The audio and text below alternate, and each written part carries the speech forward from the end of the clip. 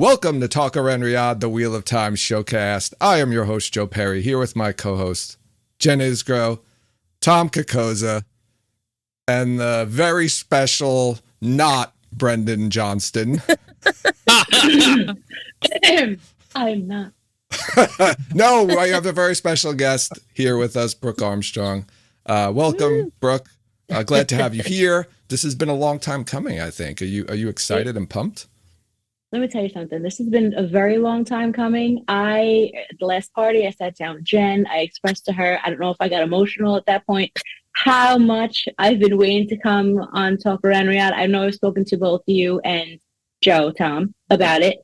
I mentioned to, I think it was Joe, right, that it was on my bucket list to be on a Talk Around Riyadh episode. Yeah. I don't know if you could see number 32. Be on an episode of Talk Around Riyadh. So what's 31? What's before us? What's work with Kathy Bates or Frances McDormand, and then right after that, us. Check it off. Right under that, and then after that is I'll have lunch with Jeff Goldblum.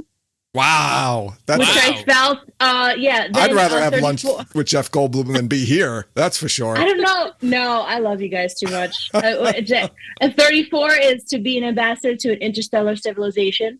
So all these things, I have, see the top of the Eiffel Tower. I have a couple. There's one down. Knock it off. That's it. I've checked a couple off over the years. There are a couple gone. See the check. Yeah. Tom's all right. That was, so now this is page 2. You've inspired me. I'm going to make a bucket list now. I think you should. I think everyone should have something, just look, because when you check it off, it's not like you're checking off vacuuming or cleaning up the playroom. You're checking off a big thing. Lunch with Jeff Goldblum. Lunch with Jeff Goldblum. Now, Brooke, you were supposed to be on an episode a while ago, if you remember. I was. When we did the pronunciation game, but you couldn't make it. No, I couldn't. So, I think I was sick or nobody was sick. Yeah, this is better, though. So you could rub it in Brendan's face, too, now, because he did not show up. It's almost like the title of the episode, right? What it's meant to be. Yes. I feel like, yes, this is what it's meant to be. The wheel weaves as the wheel wills. The wheel wills. Bye, Brendan. Jen, you can tell Brendan the next time you see him, never. So, yeah. Jen, how you doing, Jen? I'm good.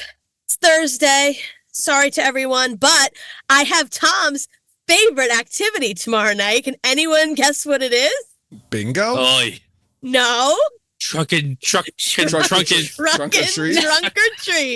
Oh, Tom hates trunk or treat. It's so dumb. Scheduled our finale it's episode. Not dumb though, Tom. It's not. It dumb. is.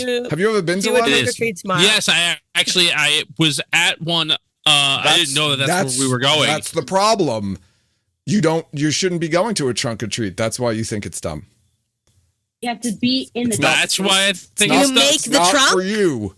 It's not for you, build Tom. the trunk? Trunk or treats are not for you. I didn't go by myself, Joe. But No. yes, I understand that. Like, I still think it takes what is, like, I don't know, great about Halloween and says, how can we make this more convenient for parents?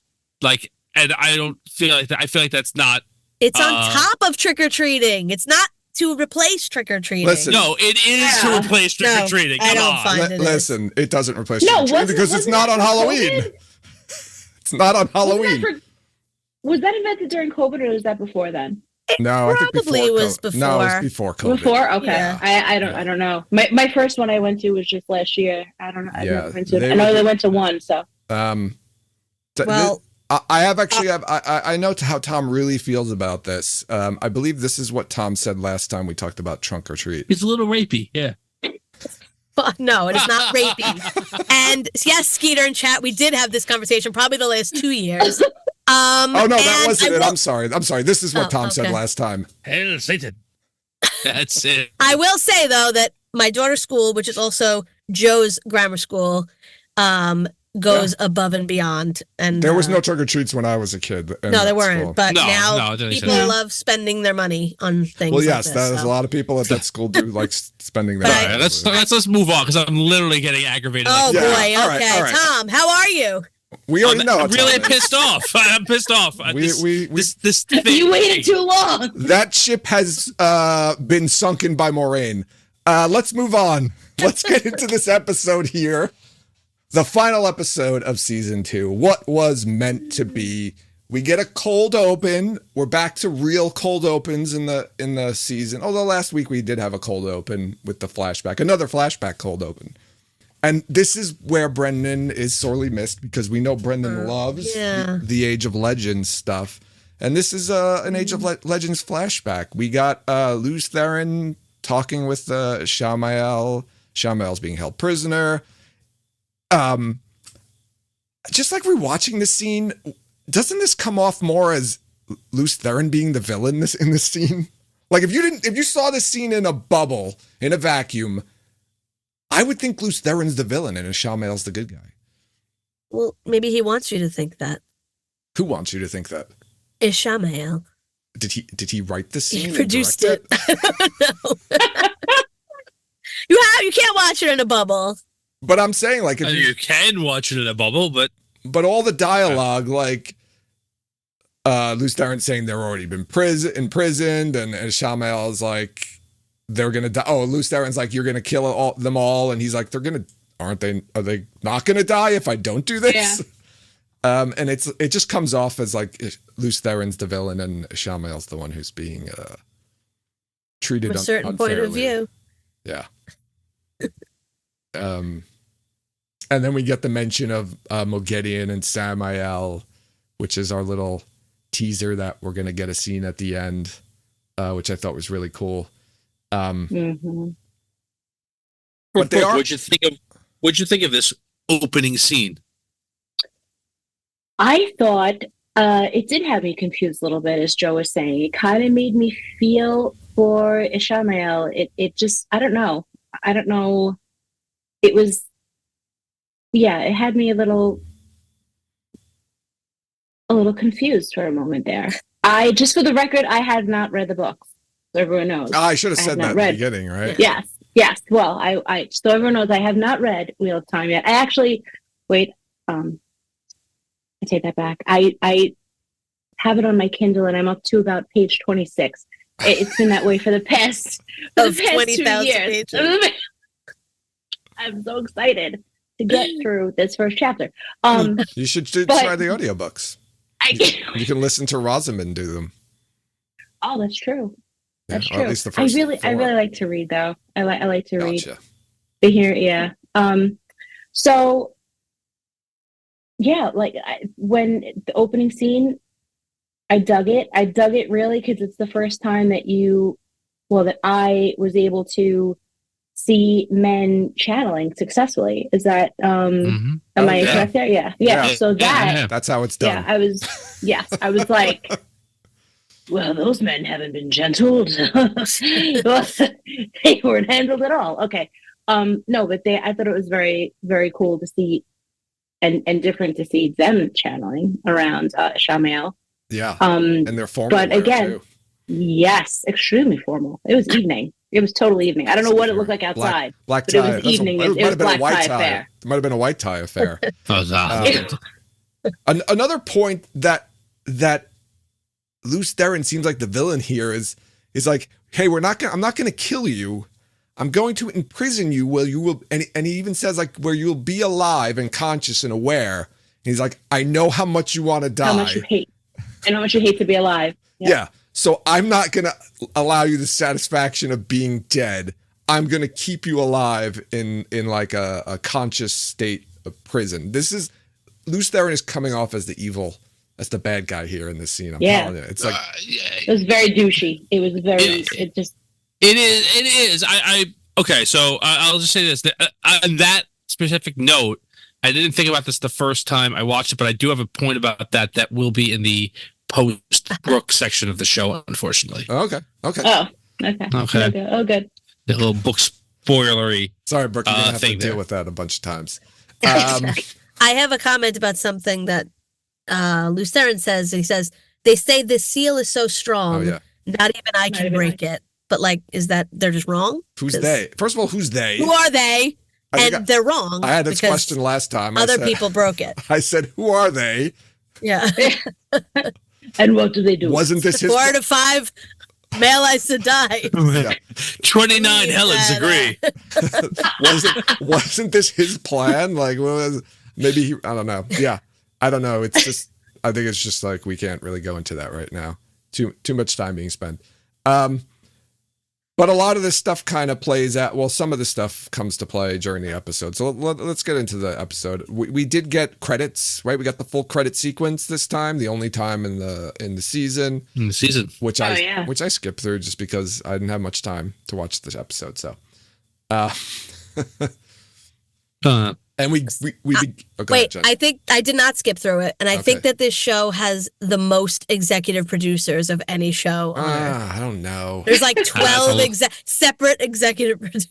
So I do remember when I watched this the first time. I watched the full credits, and I remember seeing Leia Costa's name in there, and I was like, she's got to be Moghedian. Like, just the fact that we hadn't seen her the whole season. That's the actress who plays Moghedian at the end. We knew she was going to be in the show, and didn't see her the whole season. And then when they put her in this, I saw her name pop up in the episode. I was like, Moghedian, she's going to be in this episode. So I remember getting very excited about that. So the I guess the episode proper starts with, oh look, the White Cloaks, they're back. Remember those guys from like 4 or 5 episodes ago? Yeah. There's the conversation between it's Dane and his father, Jeffrem. Jeffrem says, he gives a speech about like, they have more, resources than us. They're more people and blah, blah, blah, blah, blah. And he says, we have something they don't. Mm-hmm. And then that's how they leave that scene. I thought he meant like, what does he the light mustache? It was clearly those shoulder pads. I thought he or the incense. The incense. Is it the incense? No, he means like the light. Yes, yeah. I think he means God. Yeah. We have the light on our side. Oh, okay. The light. Yeah, they are zealots. So yeah, I think that's where it's at. Okay. All right. But when he says, you speak to them as though we could, as though we could win. Yeah. So what, and so clearly he's not believing in the light. I thought maybe it was like those trebuchets that they use. Cause that's right. We find out that's like their plan later on when right. Cause he's like, Dane says like, your plan is working, like at that later on. I hope that's not. I hope it doesn't mean that. I hope it means the light. It just makes more sense. I hope it doesn't mean like we have something they have. This actual thing. No. Yeah, I think I agree with Jen. I think he means. I think that's more of a religious thing. And like he does think, right? Like it's like to Brooke's point. Like he's like, yeah, we're gonna fight and we're gonna lose, but we'll still fight. Like and that's like I don't think that they like their best bet is to do what they can. And hope that slows these people down enough that somebody else can come in and actually fight them. Yeah, they come off as good people in this scene, right? He says like, right, Jeffrem says, the people, I guess the Fallmans had reached out to, all the other nations and everybody else, and no one's responded except for us. So kind of making them seem like good guys. Jeffrem is the best White Cloak, right? He's one. Wrong. He's the only. Which is why Perrin has to kill him. He's wrong because Aes Sedai did respond and they did send people. He just doesn't know about it. That's true. I said I did send people. They don't. Died. They're witches. They're witches. He says even to the White Tower, and we're the only ones who responded. Yes. So you're not. Amaryllis herself. You don't know everything. Yeah. Well, I want to be clear on this. The White Tower did not respond to a request from help from Fall. They responded to rumors that something was going on. And they went to investigate. So they may not have even gotten that request for help. He could also be lying about it too. Like we don't know that how does he know the Fallmen? Those people sent requests out to all. Because they're the only ones here. Like He knows. Oh, how do they know that they got sent to who it got sent to and who it didn't? Unless yeah, it was unless it was in the message, like we've sent this message. So CC. It was a CC. It wasn't a BCC. It was a regular CC. Maybe it was a BCC. So it's like, he didn't realize it. So I don't know. Jeffrem says he doesn't believe in the prophecies of the dragon, but Dane is somewhat skeptical and maybe does believe. Yeah. I'm gonna go. Yeah. I'm gonna go fairly in chronological order since everything's taking place in Falm and there's so many damn cuts. Usually we're kind of following specific groups throughout the episode, but we're gonna basically go in chronological order. So next scene is they're in the ways, right? This is where we left off in the last episode with Moraine and Lanfear and Rand going into the ways. Lanfear tricks Moraine and Rand and gives them a magical boot through the Waygate out into the middle of nowhere. in the middle of nowhere. Which isn't really the middle of nowhere. Sorry. We find out it's That was Pee-wee. Yeah. Lanfear feeds Rand some bullshit about her being the only one who cares about him. I don't think he's buying it though. He might be. I don't know. I don't know what's going on. He still seems to kind of. I have a question. Yeah, go for it. So the minute that Rand notices that Lanfear channels within the ways. Yeah. You know, he's like, you channeled within the ways. So having like a light background of the mentioned Chin, right? So I don't know exactly what mentioned Chin is at the moment, but I did see that. Is it possible that if you were to channel in the ways, it could take a piece of you? So or it could. Do you remember the first season when they were in the ways and Machin Shin showed up? Remember at the end? Yeah, the Machin Shin shows up and it tells them all these weird, frightening, terrible things. Yes. So that's Machin Shin. They changed it from the books, but it's a similar idea. But what it is just channeling just attracts it. Like it can sense the channeling, so it comes. And if it comes, it's going to basically destroy you. Right. And if they don't get out, it'll kill them. Right. In the first season. And it's the same thing here. Right. I think that's more. So it destroys it. It can destroy your mind and it can destroy your body. Right, and it goes mind first. So it like in the first season, like it's definitely like psychologically attacking them, right? But it seems to have some sort of physical impact before they get out. Yeah, we never see the physical impact though. They just look really wrecked. Yeah. Like we know that it can do physical damage, but we don't actually get to see it. Okay, but it doesn't matter because Lanfear has a better way to get to Falm. They just disappear. Well, that's what confused me too, because then they disappear, and I was like, "Oh my god, they were taken!" Like I thought it destroyed them for a second, and then that was not the case. Yeah, and the weird thing is, they disappear. She takes him to Falm, and then they're separated immediately. When we meet Lanfear, and she's with the Shamael, and you're like, "What happened? Where's Rand?" I don't know. She just dropped him off in the city, I guess, and then left him. Yeah. Right. Peace. And she did a kid drop off. Yeah.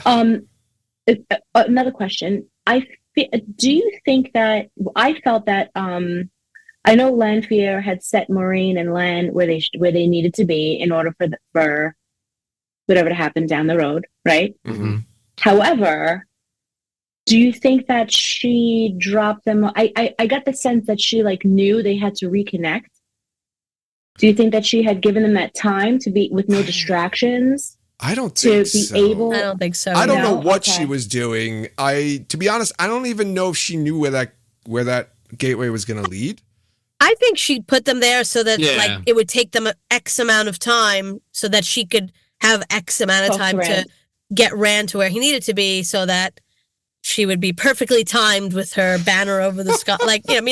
She's like, Lanfear planned all of this, so right. That's what I think. I think she was just like, I'll drop them off at the subway stop, one stop away, so that they have to walk, and then when they get there, it'll be like, That's why she's like so smug at the end. Like she planned there's a lot of foresight in this episode with things that people do that you're like, why are they doing this? And then all of a sudden it just works out perfectly as if it was planned. Very, very, very well planned. I don't know if,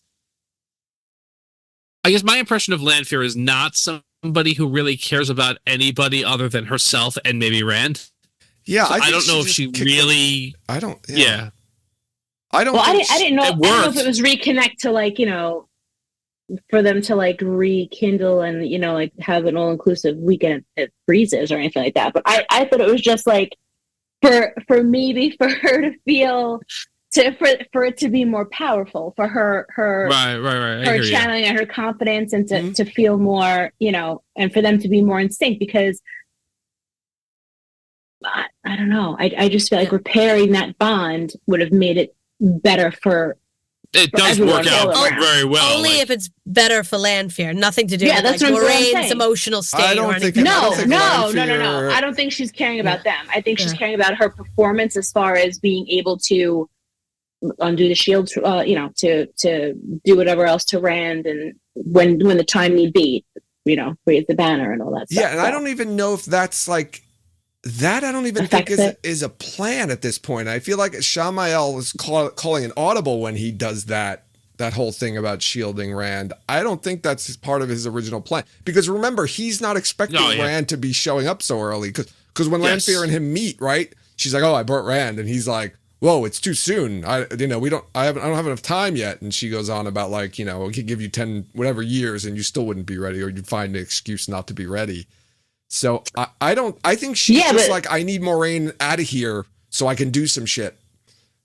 I need her away from Rand and out of here. So I think I don't really necessarily think she cared where that came out. But then she wouldn't have dropped her off right down the beach. She just drops her off. Yeah. At a random place. I don't think that was random. I don't think it was random. I think she's very deliberate. Yeah, she says leaves when them the time there. comes, raise the banner, and then she kicks her out. Right. Yeah, she leaves them to that. Yes. Yeah. Yes. Oh. That's why she leaves her there at that. The horse of a different color. Yeah. I have another. Well, then I'm totally wrong. Then she definitely. Yeah, I just want to say one thing quick. She said that before she kicked her out. Yeah. The Ishamael. We don't have to talk about this right now, but the Ishamael. Like whole storyline in this is so confusing. Like the reason why he's saying things and doing things to me makes literally absolutely no sense. It doesn't make any sense at all. He's already giving up in the show. He's still in the show? Yeah, in the show. No, none of this is in the book. Okay. No, none of this. Okay, gotcha. He's making plans and then he's giving up on them immediately, and then. But he already knows that he already knows what's supposed to happen. But then he's upset at her for bringing him. But he knew, but when did you think that was going to happen? I don't know. And then you're like it takes. And then he's relying on Min's vision, and he has. Like I was talking about this with Dan. He's like, we were watching it, and Pat and Fane's like, "Oh, do you want me to kill him?" And he's like, "No, I already know what happens." And he's like, "But why can't you just change? Why do you have to go by that? Like, why do you have to just let Min's vision play out?" Because I think he knows that whatever Min sees is going to happen no matter what. Right. So then, why is he even planning anything? Once he knew about that vision, he should have been like, "Oh, forget it." So none of this is even going to work out for me. I agree with you. I think it's very confusing what's going on with him. It seems like he's got two different sets of plans, or he's making plans even though he knows that it doesn't matter. Yeah. And then he's changing his plans. Like, I got to change it, but he's still like, it doesn't matter. Well, okay. So I think there's a number of things here. I'll dive in a little bit. One. Yeah, he's a nihilist and he's just depressed. So yes, none of it matters. He's already given up the Lanfear. He's like, oh well, I guess I'll wait till the next turning of the wheel. Like I'll just wait. That's it. Just wait another 3,000 years. 3,000 years. I'm cool with it. Right. And then after we found out at the beginning that he hates living. Right. And then the other thing is he anticipates Rand will be there in 6 months or however long it's going to take to get from Carrion to Falm by horse, right? And it's about 6 months from Tormund to Falm. By boat. Let's say by boat. Let's say they take. All right, so let's say by boat. So he's going to go down a river and across the sea. So a couple of months, right? He doesn't think like a day. He doesn't think immediately. Yeah. So I think his plan is basically, can I turn Matt bad at this point? In which case, I can make Matt do other things. Yeah, oops, no, now Matt. Right. Matt didn't turn bad, so now he's just going to go kill Rand because that's going to happen. I'm not going to be able to get him out of here. Right. So I think that's like I think he wasn't planning on Matt being there when Rand was there because this is going to happen. Why wasn't his plan just Wait, but he already brought Matt was there. Matt was there. Matt was there to be turned bad. That plan failed. But what about when he goes immediately to Suroth? When he goes to Suroth and he asks her, like that's immediate, isn't it? Isn't that right after he speaks to Lanfear about that? Right. Like this is already so plan A. That's, I think after Matt already escapes, that happens, right? Does it? Yeah. Oh. I think so. I think so. It's around that time. Go ahead, Jen. Sorry. No, I don't even know. I'm just gonna say Matt's in like a different room. They've transferred Matt to a different room. That's it. And, like they upgraded. He talks to Lanfear. He talks to Lanfear. Then he talks to Pat and Fane. And then Pat and Fane goes to give Matt the dagger. Shamael goes into the other room and breaks all the seals. Then goes into Suroth, dusting off his hands. Yeah, I noticed it this time. Oh, that's it. Okay. There's like a close up of him dusting off his hands when he goes to meet Suroth. Maybe there's just like a lot of dust in the air. He just broke the seals. That's why. He just broke all the seals. So he's trying to take care of something. So this is the audible he calls. This is the audible he calls. After he talks to Lanfear, he even tells Pat and Fane, he goes, Lanfear's betrayed us. Yeah, right. He's like, Lanfear's betrayed us. So we got to speed up the whole process. You got to try to tempt Matt with the dagger to turn him evil. I'm going to go break the seals. No, but he's giving Matt the dagger to kill Rand. I know. No, he wants Matt to turn. He says he wants Matt to turn. He says, I need to speed up the process of like turning Matt evil. He says basically but he says, Pat and Fane says, do you want me to kill him? And he says, no, I already know who kills him. Yeah. And I know what he uses to do it. Meaning, go give him the dagger so he can kill him with the dagger. No, I know, but I think he's also... But what's the point of that? Like, again, think of it, his original plan is to turn Matt bad. There's not been enough time, it hasn't happened. Right, by giving him some bad psilocybin mushrooms. Right. So and now it's either give him the dagger and turn him bad, or we're punting this time and we'll see everybody in 3,000 years. Right? Just kill him now. It's all effed anyway. Who cares? Yeah. But he's still trying to turn him. At that point, if he can turn him, he can still get him to do what he wants him to do, right? So he still has he's still allowing flexibility, or maybe I could get Plan A back on track. What if he turned him? Rand was like, you know what? I'm in, and then Matt comes up and kills him. Yes. Like what? You've convinced me. I will be evil. I had him. Now I have to do it all over again. Son of a gun. Well, I think he would just heal Rand, though. I think is what would happen. I guess. Or kill Matt before he got there. Yeah. Yeah. Like but Lanfear's really the one, I guess, pulling the strings here for sure. She's got all kinds of plans going on here. Yeah. She's just fucking with Shamael and all his stuff up. And he's like, I love how he says, like, why did I wake you? Because you're a dumbass. Why? Yeah. He knows. Yeah, but to speak to that, I feel like she's I feel like watching Lanfear, she's literally telling him everything she's gonna do, and she's just being extremely honest with him. You know, he's like, oh, so she's gonna murder me now? She's like, I told him I'd help him kill you. Yeah. Told her, he has to see it. We're not all the same. And there was another moment too, in the previous episode.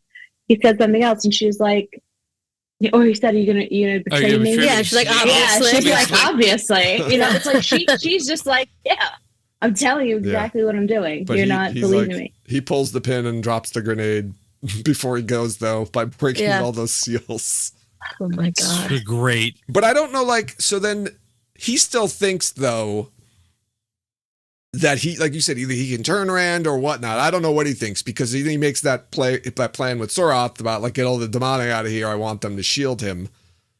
Right. To what end? I don't really know. So he can talk to Rand into, I don't know what convince Rand to turn back. Because if you just wanted Rand dead, he could have just said, hey, get all your demonic, and when I give the signal, gentle him. Right. I guess he thought he could still convince him, maybe? I don't know. Yeah, I don't know. I think, who says, who's having the conversation, Lan, and Moraine. They're saying how, you know, Luce, Lanfear, and Ishamael were always together. Yes. Yeah. And they were best friends, and Lan says just like these kids. Yeah. But there's a love there, right? I feel like, I don't know, there's like a love there that Ishamael has, I think, for Luce, as well as that Lanfear has for Luce. But so I think that Ishamael, I feel like he was just like holding out and maybe hoping and giving him as much time as we gave Brendan, you know, to get on earlier. Like we love Brendan, right? We gave Brendan so much time, but then there comes a time where we just gotta. So I think I feel like he was holding out and just like trying to, you know. There's another like, I think it was in the last time on whatever for this episode, and it was Lanfear and Rand, and he's like, you know, I'll never turn to the dark, and she's like, you know, I said that too, or I thought that too once, you know, and it's like, I want to know that story. Well, and it's funny you mentioned that line, Brooke, that Moraine and Lan are having a conversation, and Lan's like, you know, she says they were like best friends, they were besties, and Lan's like, just like these kids, and Moraine like looks at him and is like, she's like, shut up your face. Shut your face. Like, don't say that. Don't you dare. Or almost like if something was, or almost like she was like, oh shit, I didn't think of that. Yeah. Yeah, I think that's more like it. Yeah. I'm going to have to kill one of these kids shit. now. Yeah. See what talking to you all this time has gotten me? I'm so out of the loop. She's like, she's out of the loop. She feels it. Yeah. She feels it. Where were we? I don't know. We were all over the place, but we were, yeah. We talked about this, going back to my, I mean, should we just, do we want to talk about this White Cloak attack and the incense here? I could spend the whole episode talking about this fog. I really wanted Brendan to be here to talk about some of the dumb stuff the Shanshin do in this episode because he hates them so much. But the two Shanshin that are outside the gate going, looking into the fog, like, what's that? Like, in a world that has magic, it's like a strange fog. Maybe you just shut the gates just to be sure, you know? But maybe how, just shut them. They only noticed the fog when it was like 50 feet in front of them. Like, that army didn't just appear out of nowhere. They had to be coming in from a distance, and that fog had to be there for like rolling in slowly. By the way, and there's only 5 little boys making enough fog. I feel like that you have to extrapolate that there's 5 little boys 500 in each section of horsemen. Yeah. A lot of little boys. But you know what? Maybe the Shanshin, you know, just like Loyal said, is, you know, like they just leave the horn, and nobody steals. They don't think anyone's going to steal. They leave the door open. No one's guarding it. Maybe that's how the guarding is. They're just very laid back. Yeah, that's true. They were just like, oh shit, kids are just sightseers. What's that fog all of a sudden that just appeared out of nowhere? You know, and they were curious back out there, we were just as curious. We can't hear the stampede of horses and the men yelling right there because the chains. The fog got in their ears.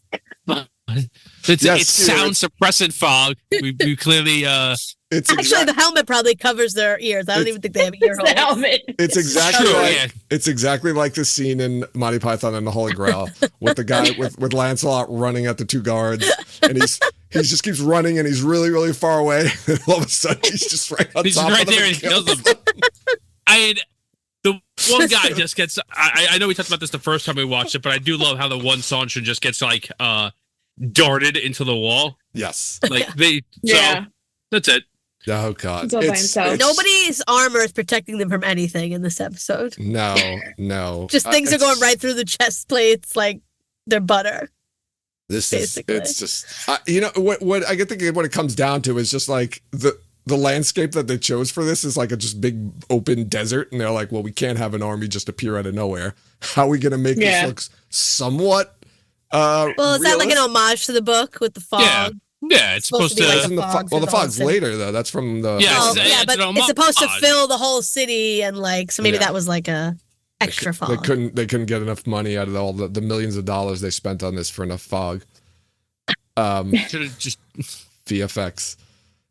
And I think this is where we get our first mention of the tower, which, by the way, you can play a drinking game in this episode every time they mention the tower, or we need to get to the tower, because they must say it about 50 times. Yeah, And everybody lied says it. as well as. Yeah. Everybody knows about this tower. It's the hot place to be, Joe. Yeah. It's the hot new nightclub. I like that. Like, do we get to Rena yet? I'm sorry. Maybe I'm let's go to Rena ahead. and Egwene right now. So, you want to talk about I just like how Rena. she cuts her hair off, whatever, and it's like fully down, you know. And then the next, they're like rushing to fight in a battle that's happening. They're not literally rushing. Right now. They're not rushing. I know, but it's the most slowest deliberate march. All of the Damane and Sildam. Just there's people dying all over the streets. People are fighting, and they're just walking in a deliberate march to the tower. It no takes rush. 15 minutes at least to do that hairstyle on Egwene. So she cuts the braid off. I was thinking the same and then thing. Next time you see her, it's fully like tight braids. Like, okay, we're ready to go, but let's just maybe the Sildam. Yeah, she uses the one power, and she doesn't have a weave. That's the only thing they have. It's established in this episode that Rena can't make Egwene channel because she tries to like multiple times, and Egwene's like, "Nah, I'm not doing it. Sorry." Right, but she makes her. Yeah, you're right. She does make her channel earlier. I wanted to say too about the haircut. I feel like, Rena should have known as a woman. We all know that when we do something to our hair that drastic, it's just like, new hair, new you. Didn't she know this was coming? I'm like, the minute she cut her hair, I was like, that's it. I agree with you, Brooke. This bitch is dead. I'm pretty sure that I will stake my life on this, and I don't even know if this doesn't mean anything at this point because we're just conjecturing here. But that was the moment where Egwene said, "This bitch has got to go." Like the other stuff, when she said it in the other episode, she was just posturing. She didn't mean it, right? Like, you cut my hair, bitch, gotta go. 1000%. Yep. Absolutely. And I was like, wow, that immediately. I don't know when it's going to be, but I know that she's now a new woman. New hair, who this? That's just what happened. She probably hasn't cut her hair ever in her whole life. Yeah, No, I mean, probably probably been growing to get that braid when she turned like 18 or whatever. And now her hair would be down to the floor. It's trimmed. No, she never cut it. But it's still pretty long. It just speaks volumes to like there's no going back anymore. Like you're just such that's it. She's given this new identity, not by choice. Cutting your hair, it's such a personal thing, right? I feel like for us. Anyway, like for myself, when you cut your hair, you're just like a new. Yeah, and you're not the old person anymore, and she had no choice in that. I mean, regardless. There's the whole, in the first episode of the entire series, right? There's the whole braiding ceremony, and they talk about the hair and the symbolism of it. So, just remember when we were watching the first season of the show, and the White Cloaks, all they did was unbraid and brush her hair. And we're like, it's such a violation. Well, I think the part with that she was naked and they were brushing her body also. Yes. Yeah, but no, I mean, body brushing is very good for you. Just so you know, lymphatic system, it's very important. But just saying. Okay, well, there you go. They were just doing her a favor. They did the soft drainage. The soft brushes out. We did talk about those brushes for quite a bit. But my point is that like brushing her hair. Like that's an affront to who she is and what that stands for. This is like, really as deep a personal attack as she can give. So, joking aside, or I don't know if you were joking, but I agree. If she wasn't convinced that she was murdering this person, now that is happening. Yeah. Yeah. And again, like I said, I said this last week, I would have liked, right, she's at the end of episode 6, Elaine is broken, right? She pours the pitcher. I would have liked episode 7 for her to be a little bit more, subservient, and then maybe this was like her Hulk up moment. Then this could have been the Hulk up moment where Egwene's like, "Oh no," she's like, "I'm back. You cut my hair, I'm back." I would have liked that. John Wick. Yeah. You killed my dog and stole my car. I'm back. Oh my dog. Let's just talk really quick about Nynaeve and Elaine because they're basically useless in this episode and they didn't even need to be in it. I mean, well, I thought it was cool that they wait. Elaine heals Rand, so that's something. Yeah, that's the only. Yeah, that's the only thing that happens. That's it. I really wish that when Elaine was like, okay, use what you know, you're a wisdom, that Nynaeve was like, okay, and like went into wisdom mode and like she figured it out, but it was like, okay, I'm gonna push it through. Like, is this the first time that anyone ever got hit with an arrow? Like, I feel like in the Two Rivers, people have to have been shot with arrows before by accident. Not even like, just that, right? Michael Livingston makes this comment about that's not how you right. You're not supposed to do that. But she didn't even bandage it. She just pushes the arrow through. Like it's probably like a hole in her leg. And then like they get up like. You're wisdom. Yeah. You should know. Like maybe I need to tie something around this so it doesn't. But be like if she was like a little more like, okay, you're right. Now I'm gonna be the wisdom and I'm gonna heal you, which is literally all I've done my whole life. Put some heal somebody inside somebody's wound and like forget about channeling. Give her some anything. But she did it. But she still looked like she was like lost. I don't know. I would have liked to see her like snap out of being lost and be like a wisdom in that moment. Yeah, I agree with you. Her skills like that. I don't know. A thing that took me out of that scene too was after Matt does this thing, plays this little tune, and everything's they're going around doing like showing the shots of where everyone is, what they're doing.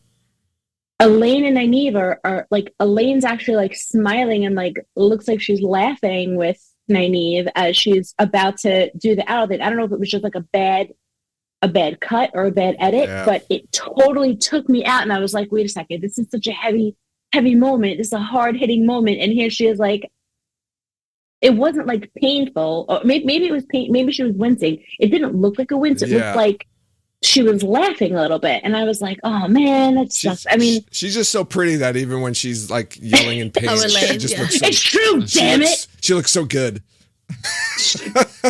You look so good getting hit with an arrow. I think she is. I think you're right, Brooke. I think she's supposed to be like wincing or crying out in pain, but it looks a little bit like. But it looks like they're laughing, and and I liked how when Nynaeve's going to heal her, she starts to talk her through it again. With the rosebud, picture of the rosebud, and that whole thing. I thought that was cool. Yeah. She's like, that's the last thing I want to hear about right now. Elaine doesn't ugly cry, I guess. That's what we learned in this episode. So I'm not, this is not to disagree with Jen's point, because Jen's point is I would like this to happen, and it didn't happen, right? So it's nothing to disagree with. But like, I think it's intentional choice by the show for her not to be in any way successful or useful here. I think it's a weird thing for a finale, but you expect it. Right, but I think my point is, I think it's intentional, right? Remember, season 1 ends with her and Egwene, but mostly her destroying like a gigantic army, basically by themselves, right? And this is like her at the absolute like bottom of that, like unable to do anything, and so overcome by like her inability to channel that she loses who she is. She can't even do the thing. I think you're right. I think they're setting this. They purposely did this to set up stuff that's going to happen next season. I think. And I think that I think they're setting up this sort of like almost an integration of the two sides of her, right? Of like who she was and who she can be into who she will be, And this is her not being able to do either after hitting the heights of being able to do things that no one else can do. Yeah. I'm just thinking now, since her accepted test, she's pretty much done nothing except like collar the Sildam and like cause her pain, but she hasn't really done. She was able to channel into the. No, well, she fucked that up though. Well, she found out what she hasn't done anything useful. That was useful. She couldn't even do her own eyeshadow. It was useful, but like they were like, whatever you do, had to help her. Whatever you do, don't channel a lot. Oh, you fucked it up. Well, I'm just saying, in her mind, she literally has been like an absolute useless mess. Yeah, well, she definitely was in this episode. That's for sure. Right. She's probably blaming herself for getting Egwene captured. The whole thing. Right. For trusting Leandrin. Well, she does blame herself because it's her relationship with Leandrin that causes all of that to happen. So her relationship with Leandrin, she couldn't channel when Egwene got captured. Yeah. Right. She fucked it up and got Rima killed. Yeah. It's like she can't fucking, now she's just probably like, I can't do anything. All right, you convinced me. I'm back around. Okay, there we go. Yeah. I don't like it. I don't like to see Nynaeve like this. That's the problem. It seems like I don't like it either. I mean, it seems like almost everyone gets a win though at this episode except for Nynaeve. Right. The good guys. Her man is having a really emotional moment with another woman on a beach with a forehead. But it's not romantic. It's platonic. It's a platonic. It's his work day. You didn't say it's still emotional. Emotional. Yeah, that was actually one of the heavy parts. Yeah. We did skip a little stuff, so I just want to cut quickly to Perrin, the maidens, and Hopper. They know the mist doesn't belong, right? One of the maidens says it. Perrin tells Hopper to stay. He clearly doesn't do that. He doesn't listen. I'm not a dog.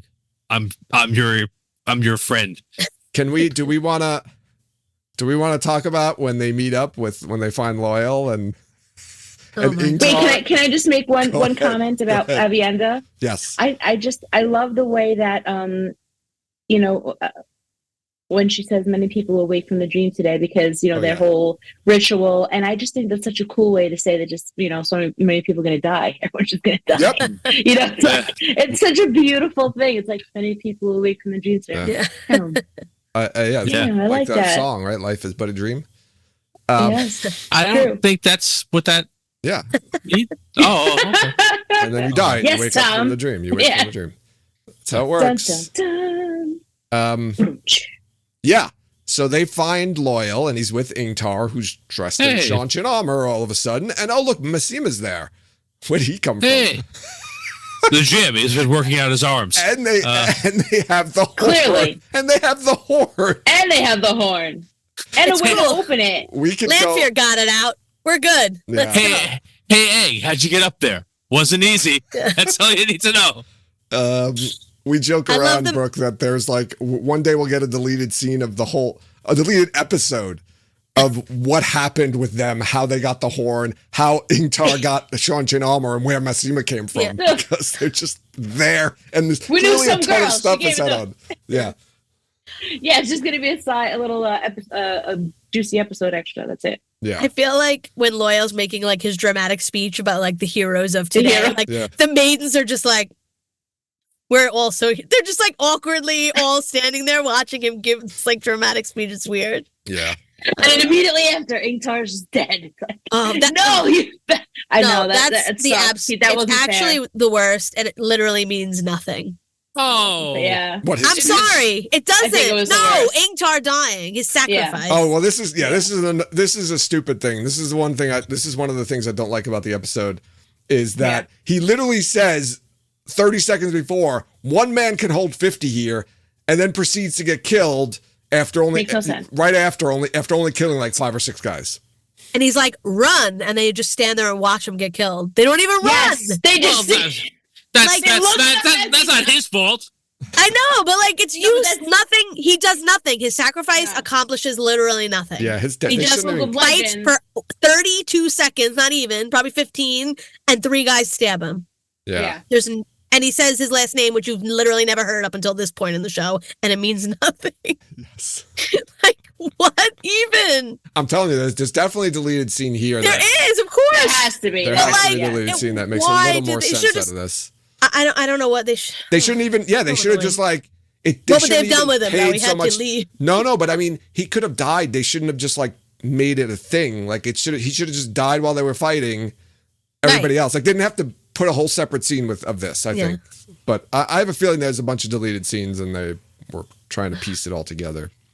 That's my guess. Yeah, but yeah, I think. 1 man can hold 50 here, and then he just died. Not you. Another man could. A better man. Another Massima could have, but not me. Oh, no, I didn't mean a me. Man. A man somewhere. Any man. So like,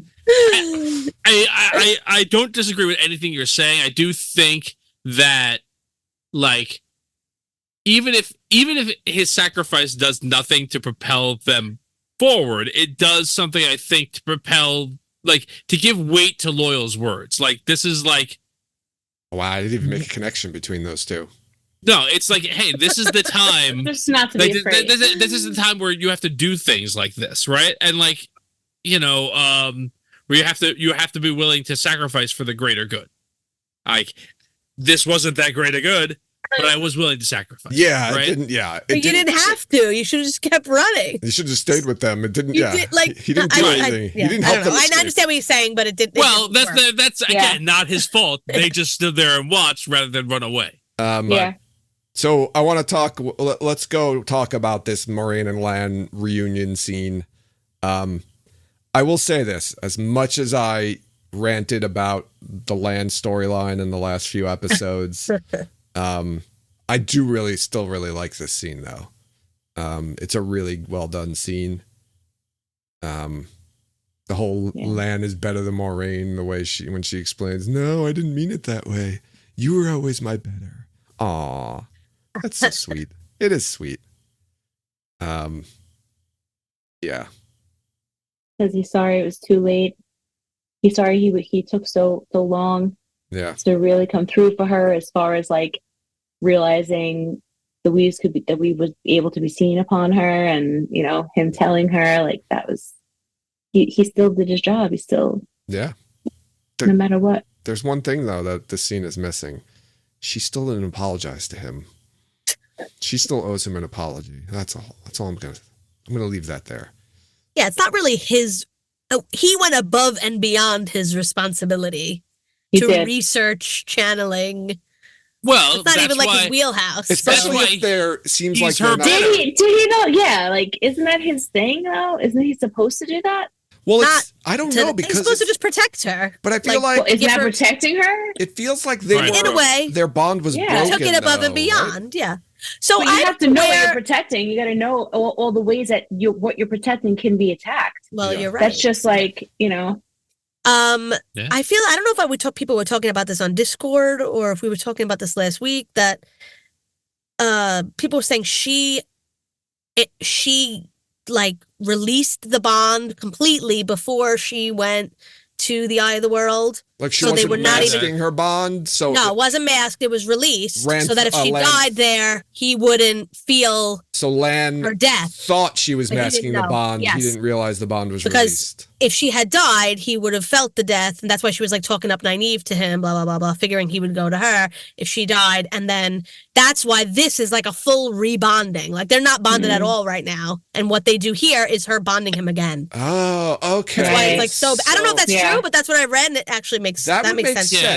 This is like a full we're bonding, not just unmasking. That's why I feel like the Lanfear thing. I feel like they needed that time to get back and perform that bond, because if they were just dropped off anywhere, they wouldn't have had that time for them to connect that way again. That full bond, which I feel like what they needed in order to then perform. Yeah, she's definitely worked out. She's a relationship guru. Yes, but also like Lanfear in love. Oh no, that's before they. Oh no, after they bond is when she says, "I feel like I'm walking with no buckets off my back," or something. Lan right? says so you're walking. You're faster. But that's than after they bond, or something. Right? Yeah, it's after. Because she gets like stuff from him too, right? Like increased stuff. Yeah. You know what I mean? Like through the bond. Off her back. Through the bond. She said buckets off her back. Yeah. Right, but is that like she feels relief? Yes. Or she literally can walk faster because of it, the bond of him is giving her like increased strength or something. Maybe it's just like, hey, I've been it's the bond. I've been carrying buckets of water. Yeah, I've been doing a lot of heavy leg work. To the mountain.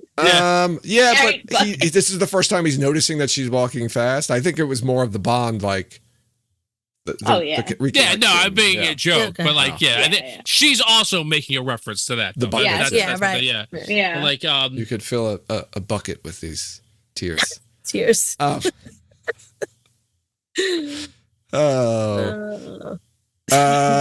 see. Where are we?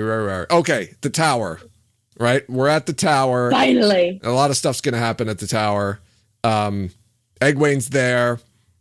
Oh wait. Go ahead. What about when Rand comes across Turok? Is this? Oh no, the tower. Okay, sorry. He does spot Egwene before this, right? When she yes, on the way to the tower, right? Yeah, she's walking up, right? Sorry. So he's heading there too. But Egwene makes it there with the rest of the Damane and Saldam. She doesn't want to start attacking, but then she sees white cloaks and remembers they should have thrown in a flashback of her getting brushed. By the way. She remembers her earlier hair trauma. Brush and hair. Long hair. Brush there. You don't fucking brush my hair. Throws a fireball at them. And then just stops. She's satisfied. You go against the grain. Well, she sees all the innocent people down there. She gets over it. She's satisfied. Spits out her pacifier. She's like, no way. Then we get so then we get the white cloak trebuchets, right? Throwing rocks and and it looks like they're trying to hit the tower, right? Because they know about this tower apparently beforehand. Yeah. It's something that's brought up in that first scene. So that's why I think this is what Bornhold was talking about, the trebuchets. But their plan is to attack that tower with trebuchets and try to take it down to basically disable the women who can channel. And just as Ren is about to, I guess, cut Egwene's tongue out. I don't know. Yeah. Cut her hand. Was it her hands or her tongue? No, her tongue. I think. She was going to go for her. I think she had it like this. Oh, maybe. Oh, yeah, maybe it was the hands then. I don't know. It was going to be pretty tough to cut the hands off with a dagger, but yeah. It was a little bigger than a dagger. It was a nice thing. Dig in there. She's going to dig in. God. Stop screaming. Yeah, one of the stones hits the tower. Everyone gets knocked out, right? Some of the Damane and Saldam are dead. We see Mygan is dead. Yeah. The collar has fallen off of her because she's dead, which Egwene sees, and then she picks up the collar and throws it on Rena. Gives a whole speech about how she figured out that Saldam can channel. They're just so weak they eluded their searchers, which is Jen's favorite Damane, the little girl Damane. Yeah. Eyes. She's the most powerful, guys. She's in the front of the boat. I don't know if you noticed. Yeah, she is on that boat. Yeah. She's going to be, I hope she makes it through the entire series. Yeah. She's hope she can swim. Maybe she gets freed and she becomes part of the group. That'd be awesome. She's all in. Do you think she's all right right now? Does she speak? Do we get to hear her speak at some point in the show? Yes. Yeah. Yes. Yeah. Okay. Yeah. All right. Hell yeah. There we go. So I want to talk about this, right? She collars Rena. She gives that whole speech. Now they're both collared and to each other. And I know I talked about this last time, but I really feel strongly about this, that, right? She's the whole thing with like, now you're going to feel the pain that I feel that you caused me. Shouldn't this work kind of like microphone feedback or microphone echo where it infinitely pings back and forth to a point where like the pain should be so intense that they would die or pass out? Like that's how I feel like, right? Like if Rena died without taking off the bracelet, Egwene would have died. Is that what they say? That's what she says. That's what Rena says. Like she's choking, but she's being so cool about it. She's like slightly choking, but she's so tough that it's not really showing on her face. But don't they say? And then Rena takes the bracelet off. Go ahead, Brooke. I think that for the first time, Egwene, like when she overhears the other Aes Sedai that sat in the Blue Aja. Yeah. That when she says you've lasted longer than me, child, I feel like she really realizes, holy shit, I'm strong, Right. And then when she sees the physical demonstration that she does with the air, and she's like, holy shit, yeah, I really am strong. And I think that I feel like you could see herself like telling herself and like reminding herself while Rena's dying, like, no, she's like, I'm gonna die, you're gonna die, and she's like, just like, no, like I feel like she's really owning her shit now. Yes. In that moment. And I think it would be a feedback loop if Egwene wasn't like vigilant in the fact where like in her mind, just like, no, I'm stronger than that. I'm stronger than her, because she says, you're weaker than me. Like you can't, I figured it out, you're weaker than me. So like that also, I just think it's just, other than that, I think it would be a feedback loop if she wasn't as strong as she was. Right. Because Rena in episode 6, I guess it is, right? Doesn't Rena say to Egwene, like when she's explaining to her about like the connection with the Adam and the pain, and she says, you feel it twice. Right. Any pain inflicted on the Saldam, the Damane feels twice over. And she says, like, even in death. Yes. So I think, I honestly think that she would have also died. It's pain is not equal to like feeling the pain of death is not the same as dying. Is that what she meant, though? But she says, I don't know what she meant. But she says, you remember, Egwene, if I die, you die. Yeah, but you know what? But I think that Brooke is the Soldam dies, that gets twisted into a pretzel, and that Damani doesn't like drop dead. So, but never before. Yeah. Maybe she's just she might just be lying just to try to get Egwene to stop. Yeah, and I think that Brooke has it spot on. Like this is the whole thing here is not that Egwene gets out of that. I think that Egwene can deal with that, right? Yeah, because of who she is. Yeah, you see her like kind of like there's the part where they're forcing pain upon each other, and you see like Egwene's kind of like trying to hold it back. I guess more successfully. Yeah, I think she's choking. She's feeling the choking. Yeah, she's feeling the choking. And also, I feel like there's never been a Damane. Well, I don't think the Soldam have ever experienced a Damane or power like that because the dragon hadn't been reborn at that time. So why would the wheel turn out a powerful channeler such as Egwene? Like so they're like, oh. Yes, you'll feel this pain, you'll feel it, but they've never experienced anything like Egwene before, so she's not just because now's the time. So they the strongest channeler in 500 years. I can say something to that, but it would be a spoiler, so I won't. Okay. I like that. I like that. I like that is very. I like to key into the metaphysics of this world with that, though. But also remember, though, Rena does remove the bracelet before she dies, so Egwene doesn't actually feel her die. Yeah, right.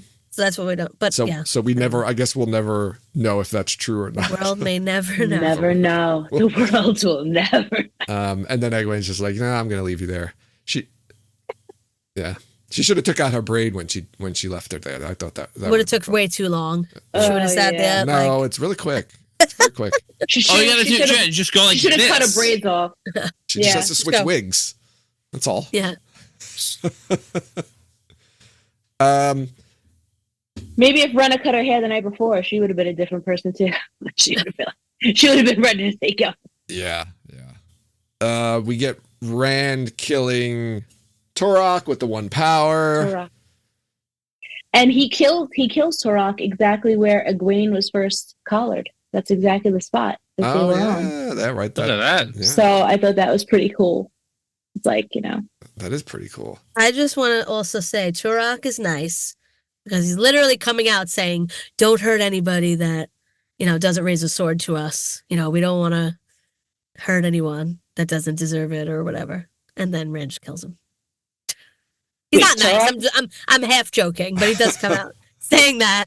He's like, let's not want his nails alone when he raises his fingers. That's an attack. They were like, there's supposed to be a sword fight here, but there's no way he's fighting with those nails. Let's just do an Indiana Jones. It's so frustrating. Yeah. So Brooke, in the books, Turok and Rand have a sword fight. Like that's part of the big finale of the second book is the two of them sword fighting, and they just decided to Indiana Jones. Oh man. So.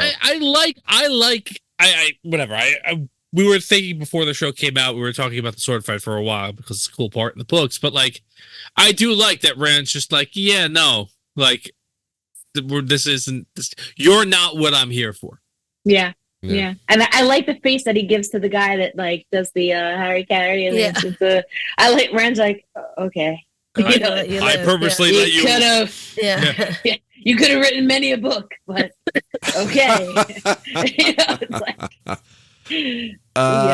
We get a scene with Lanfear and Belle Doman, and we find out that Lanfear was the one who gave him or sold him that piece of Quendear from the first episode that he tries to sell Moraine. The lady from Kyrian, as she's referred to multiple times in this episode. She wants him to meet her at the docks because he's going to give her those seals to dump in the ocean because she doesn't want those seals being broken. But I think at this point, though, it's too late. This is, I think, literally $1 short. $1 short. I think this is literally the scene right before Ishamael goes to Soroth and you see him dust off his hands. So I'm imagining that as she's meeting with Belle Doman, Ishamael's upstairs breaking the seals. You mean those seals? Yeah. Do you think he has a cool poem for each one of them as he's breaking them open. Yeah. And then all of them are just like naked and dripping in blood, standing around together. Didn't we establish that Mogedians was the Itsy Bitsy Spider? Yes, I believe that's what I said. In the old tongue, though. Yes. We had to say it in the old tongue. Oh, boy. That's amazing. That's Pavara to help me with that. Yeah. Yeah. Oh, I love it.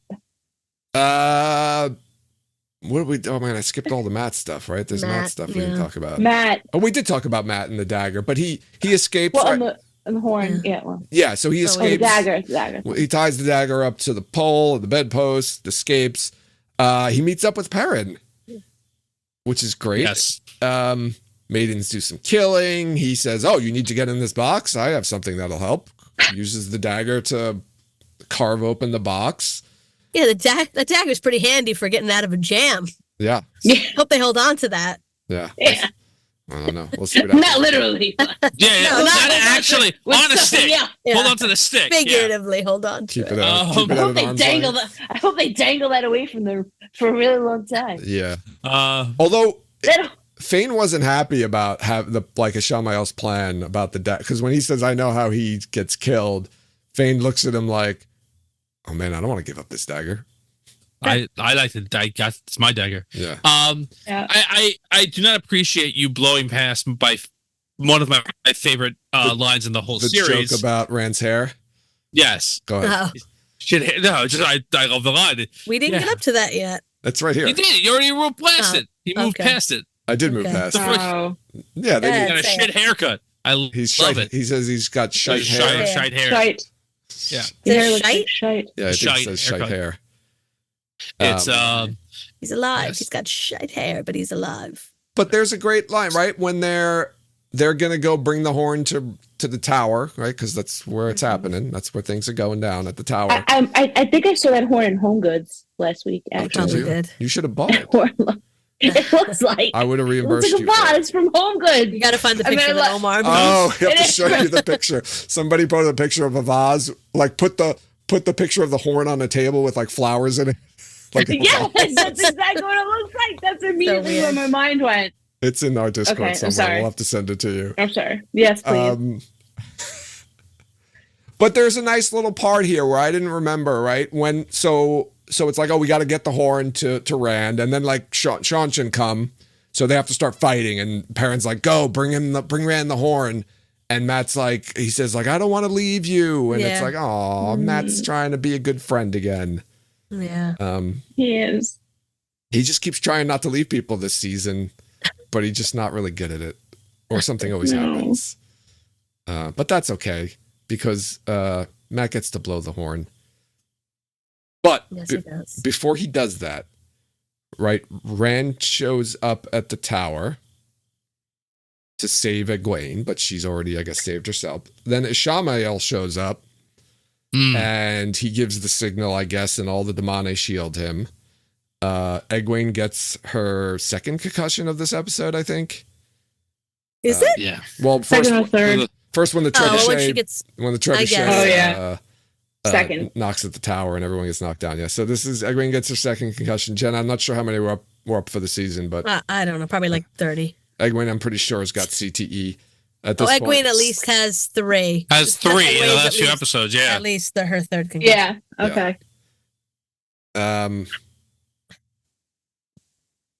She can't play sports anymore. Ishamael says to Rand that he turned Egwene into a killer.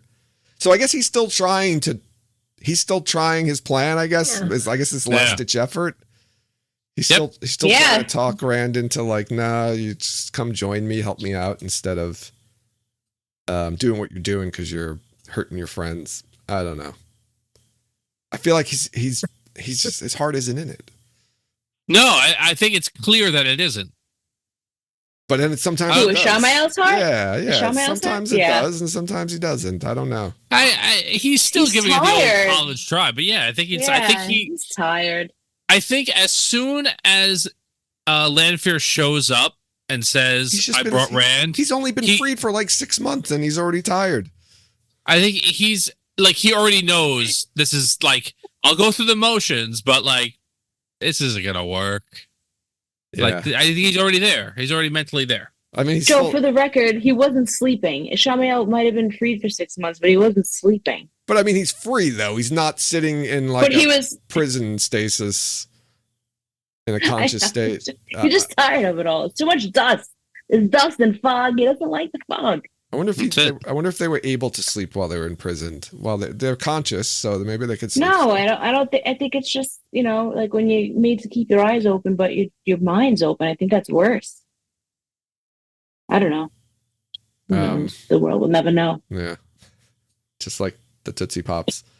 Cutting back to Perrin and Aiel fighting. Right. Dane shows up and some white cloaks. They're looking at each other like, hey, what are you doing here? Hey, what are you doing here? Valda sees Perrin, tries to kill him, and then Hopper comes in and saves Perrin, only to get axed by the one decent white cloak. There's 2 decent white cloaks for right this moment. Pretty soon there's only going to be one.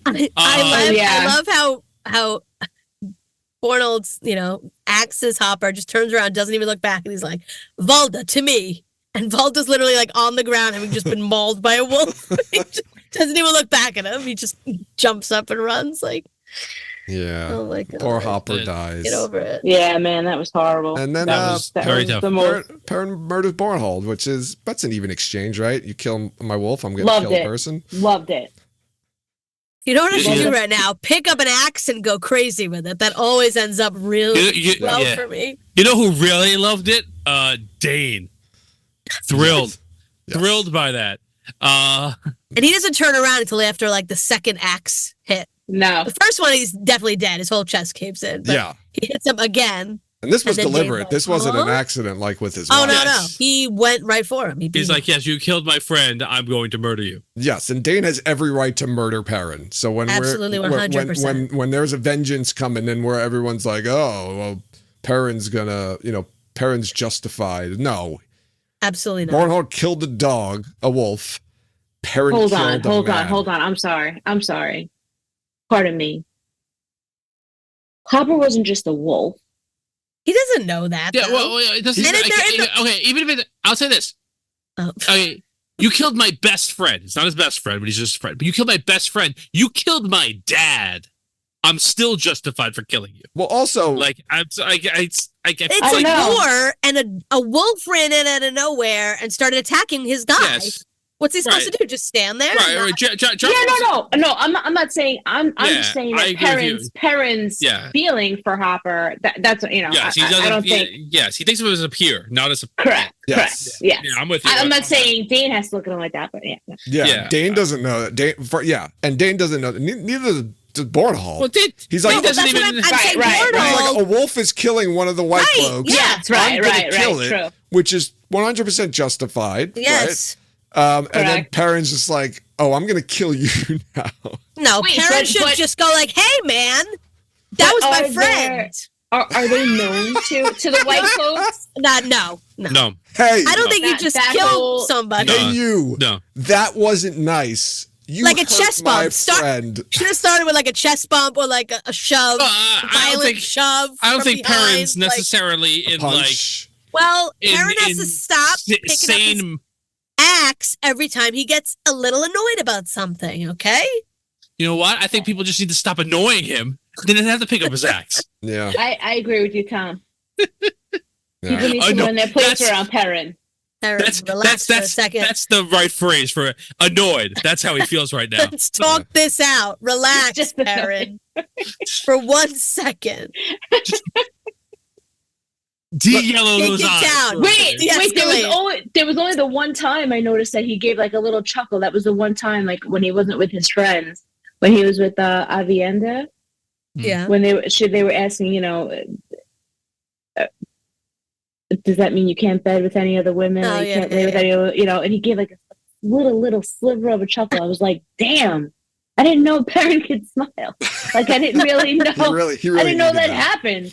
Yes, he really, and it was on there like this, and it was cool to see. Just a thought. So simultaneously, Matt blows the horn. Right, he's cornered by the Sean Chen, or not cornered, but ended by surrounded. the Sean Chen. No, he's not surrounded. They're only on one side of him.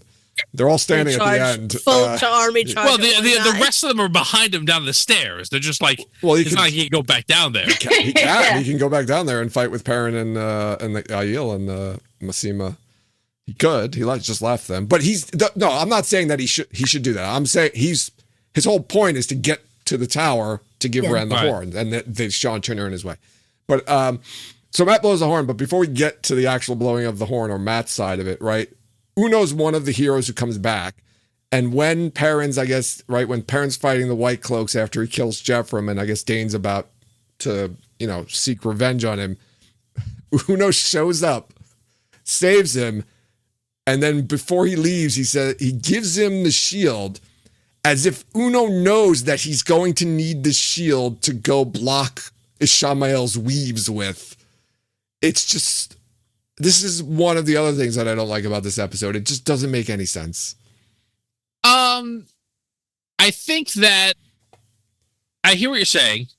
I think there's two things here. One, he could very well know that that's going to happen. Who knows? Yeah, he's a hero of the horn. He doesn't know it's going to happen. Yeah. But two, and we talked about this when we did our original watch of this show. Like Perrin's ideal role in whatever this shakes out to be is that of a protector, right? He's got this desire to build. He's a blacksmith, whatever. He's got the desire to fight, and you morph that in, and that's what it is, and that's what the shield represents. This is hey, you have the axe, and yes, you can just kill, but you should do other things too. So is this shield going to be because when the heroes disappear, the horn disappears too. The shield probably disappears too, right? So I don't know if it does. No, because he takes it afterward. Yeah, I think he still has it. The warrior in the front takes it, and she puts the horn. Yeah, she takes the horn and puts it in her into the ether. We never see that again. We don't know what happens with the horn, but he continues on with the shield. And I'm trying to. When do the heroes don't disappear till the very end? Yeah, and at that point, Perrin doesn't the shield either disappears with them or it's still just sitting up on the tower. I don't think he's holding it at that point. Perrin has a shield, I'll tell this really. I'm sorry, this really jumped out to me because in the first episode of this second season, when Egwene and Nynaeve receive the letter from Perrin, he's in the letter. It says, "Swords and shields and enemy fire. If you stand alone with the shield, much of your body is still exposed. But if you stand in a group covering each other with your shields, nothing can touch any of you." Mm-hmm. Right. It made him think of them and how every day he's exposed, but the moment they're all back together, they immediately shield each other once again. And Perrin is the one in the middle with that shield that comes right behind Egwene. And I thought that was So that gave me chills. And he's literally talking about how they have to shield each other, and he's the one that actually physically has to do that as well. And them being together just gives us so much strength too. So I got all the goosebumps. That's a great callback. I didn't make that connection at all. I forgot he does say that in the beginning, and he talks. I guess he's talking about a fatal. It's a letter that they're reading. Yeah, they're reading from him, and then Mat, and then Leandrin's reading it to Mat, and she reads out all the parts about Mat. Yeah. Yes. So because she's nice. Yeah. She's so nice. She's a nice lady. Carved out of wood. Yeah, I didn't like the shield thing, but we'll live with it. I do hope that shield doesn't stick around. It's there. It's still there at the end. It's going to stick around, and I just to be clear for everyone listening, Joe does not like it. I like it. That's what I said. So Perrin's going to You said we do not like it. We're going to have to live with it. No, I said I don't like it. We're going to have to live with it. Yes, I'm sorry. That's okay. We'll split the difference. Oh my god. Because if Perrin now is going to be carrying around a magic shield, then I don't know. Something might have to be done here. I don't know what. But he probably just leaves it there. He's like, I can't carry this. I'll just leave it. I don't have my dog to carry this anymore. My encumbrance is too high, and I can't. Yeah, I'm gonna go back and check to see. I see people in chat in Discord saying that the shield's lying on the floor. Yeah, I think so. But I'm gonna double check that because if Perrin carries around a magic shield for the rest of this is. I don't know if maybe it's just Maybe it's just a shield now. That's okay, right? If since they're gone, it's not magical anymore. It's only magical when the heroes are there. Then I'm okay. Right. And if he's just going to carry around a shield as a memory of Uno, that's fine. But if it's a magic shield, that's going to be a problem. Okay. So Matt blows the horn. We get this wonderful, beautiful scene of the loud horn blowing, slow motion. Matt remembers. We find out that Matt apparently was a hero of the horn, and he just needed to blow the horn to remember that. Which was cool because now I can assume that Matt's going to be cool for the rest of the series. Jen, are you happy? Yeah, I'm happy for this episode. This episode brought Matt back to Matt. So let's see what happens in the next episode. Yeah. I really like the effect that they put on the heroes when they're fighting, like that weird trail. Yeah. I thought that was really cool. I forgot about that. And I liked it. I still like it. Very good.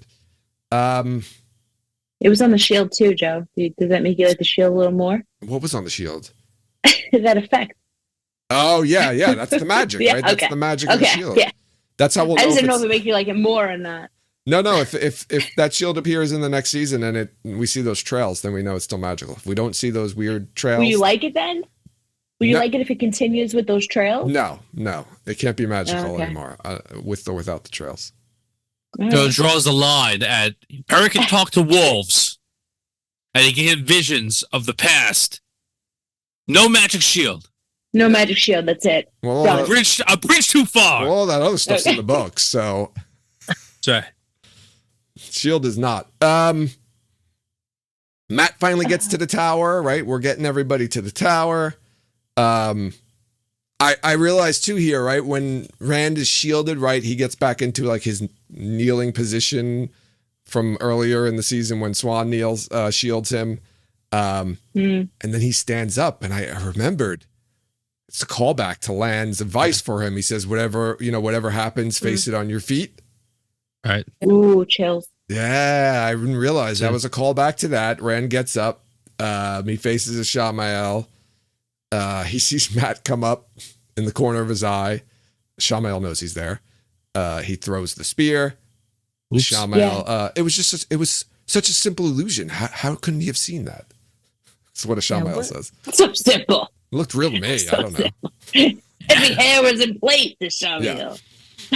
I'm sorry, illusion? What? I'm just a guy. I don't have any dog eyes. Throwing magic daggers tied to sticks.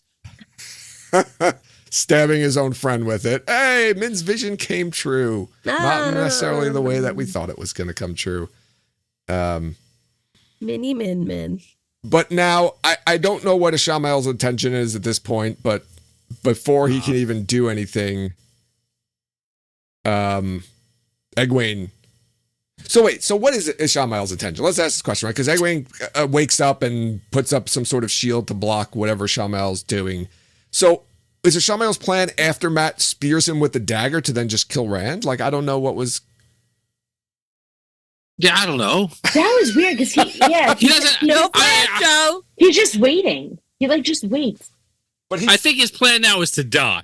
I think he's just I don't think so because he attacks. Is he just provoking them then? Because Matt spears Rand, and then Ishamael's about to do something like kill them or attack them. I think because then Egwene steps in and blocks the weaves. Right. So I don't know. Maybe he was going to heal him. Who knows? I was just trying to... No, he's wounded. I was just trying to see... He reminds me of my dear friend. Sorry. I think, I earlier in the episode, our episode here, I was able to kind of extrapolate what I thought Ishi was thinking or planning. But at this point, there's really not much to go on because he's just reacting to shit. And then not reacting to some stuff. Yeah. Yeah, I didn't... I just feel like when... Go ahead, Brooke. Oh, sorry.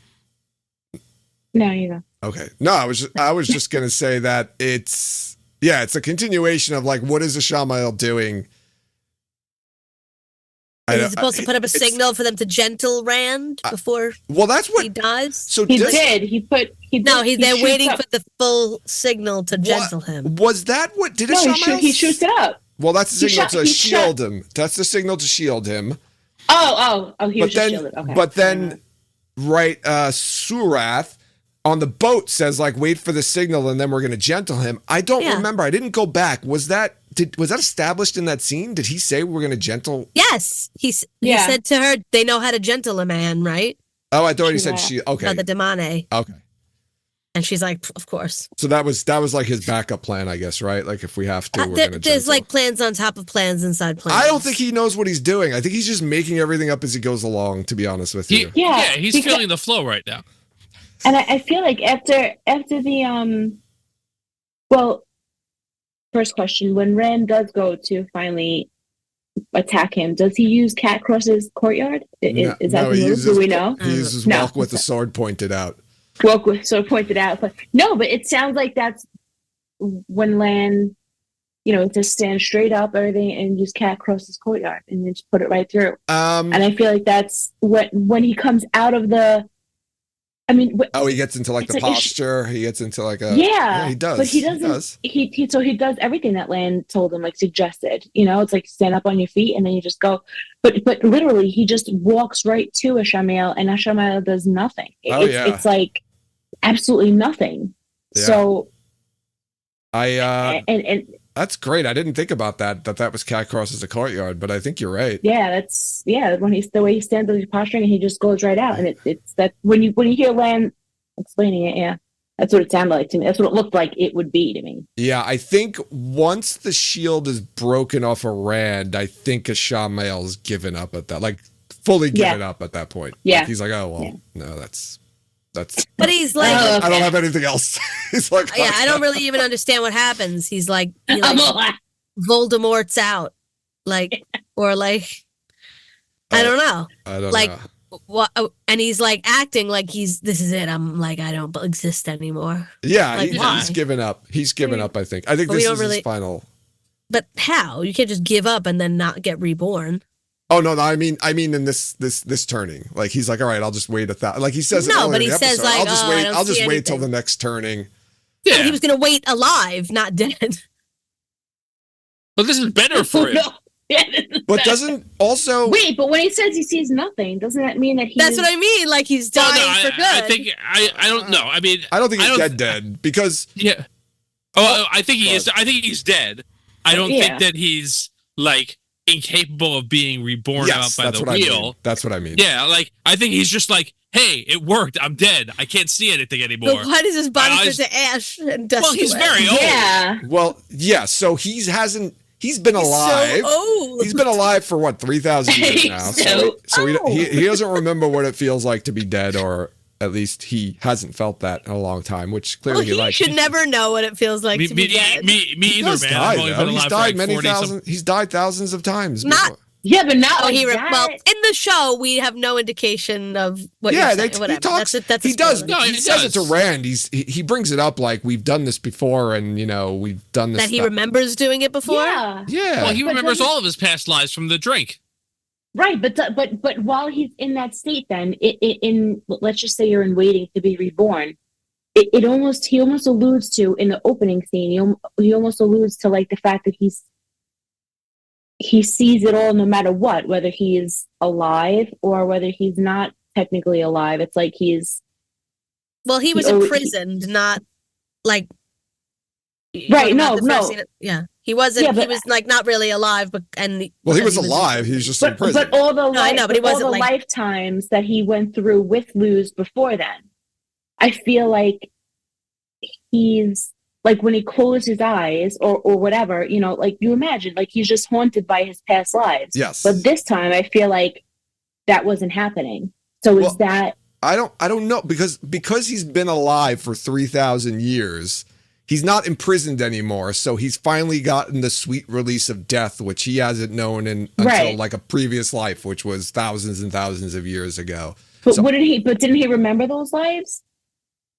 Yeah, but he does, but he doesn't. He hasn't felt death in thousands of years, and he just wants to feel death I think is what it is what they're trying to come across. Right. I mean, he's literally been alive for thousands of years now and spent most of them imprisoned.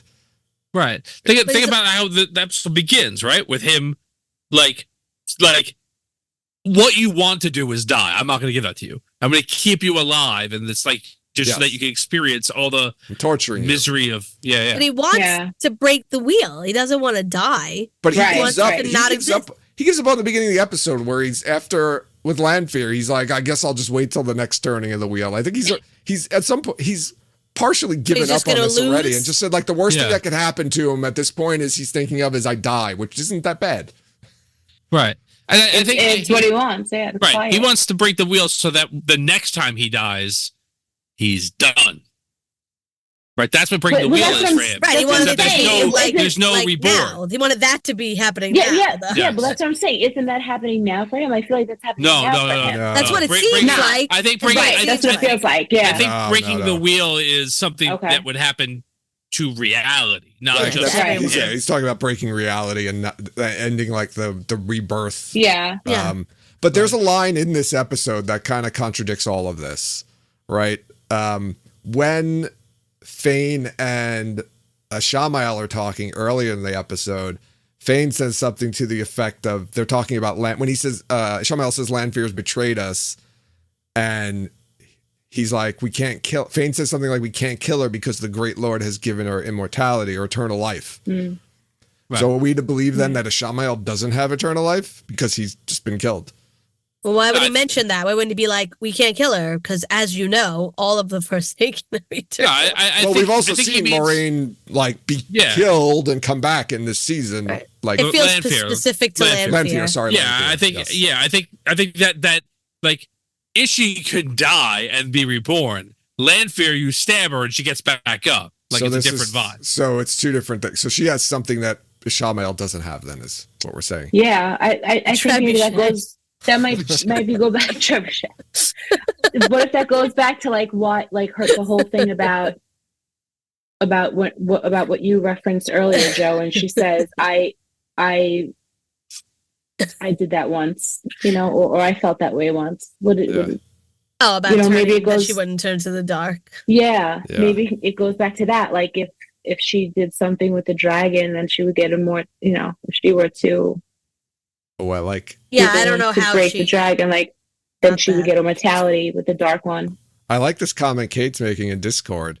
She's saying Shamael's dying, like that disintegration effect looks very similar to the same effect in the dream that they use when they disappear.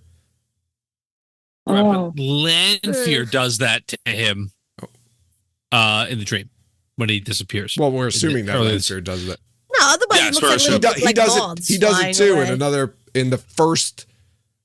Is it the first time in the first dream that we get in the second episode? Shamael does the same thing.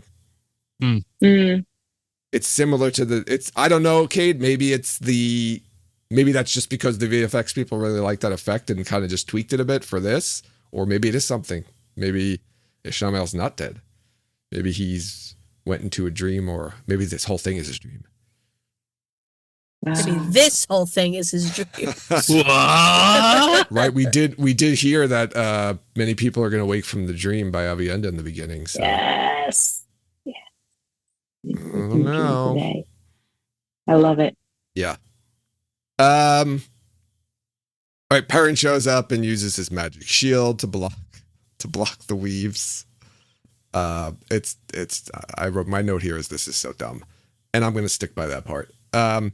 I will say this. I was thinking about the whole Egwene thing because, right, Shamael says, there's no way you could, stand toe-to-toe with a Chosen. He's right. He's not lying there. She shouldn't be. And while she does kind of only able to hold them off for a short time, it would have been a little cooler, I think, if maybe she worked on getting the shield off Rand. Just something, a thought out there instead of doing that. But then I guess Perrin would need to use his shield more, his magic shield. Right. His shield would have to be a lot bigger. Yeah. Yes. She should have woken up quietly and peeked over the wall and did it without Shamael noticing that she was awake. Start peeking at the shield slowly. If No, like shooting tiny fireballs off the edge of the room. The the edge of the tiny tower. ones like she shoots in the first season with the with the white cloaks. We're just hitting. Ow! Oh God! It's like when you remember like with the paper matchbooks where you would like sit there and take the match and hold it up against the striker and just kind of flick it off. Flick it out, yeah. And at somebody, and then it would light in the air at somebody. No, I've never done that. At somebody. Next time I see you, remind me, Jen. I'll do it to you. Please throw fire at me next time I see you. I'll show you. It's great. It's fun. I've never done that. Don't worry, I'll do it to you. That was his response. You have to experience it at least once. Yeah, you do. It's a rite of passage as a kid. I'll put it on my bucket list. This prom and get number one on the list. Starting that bucket list up right now.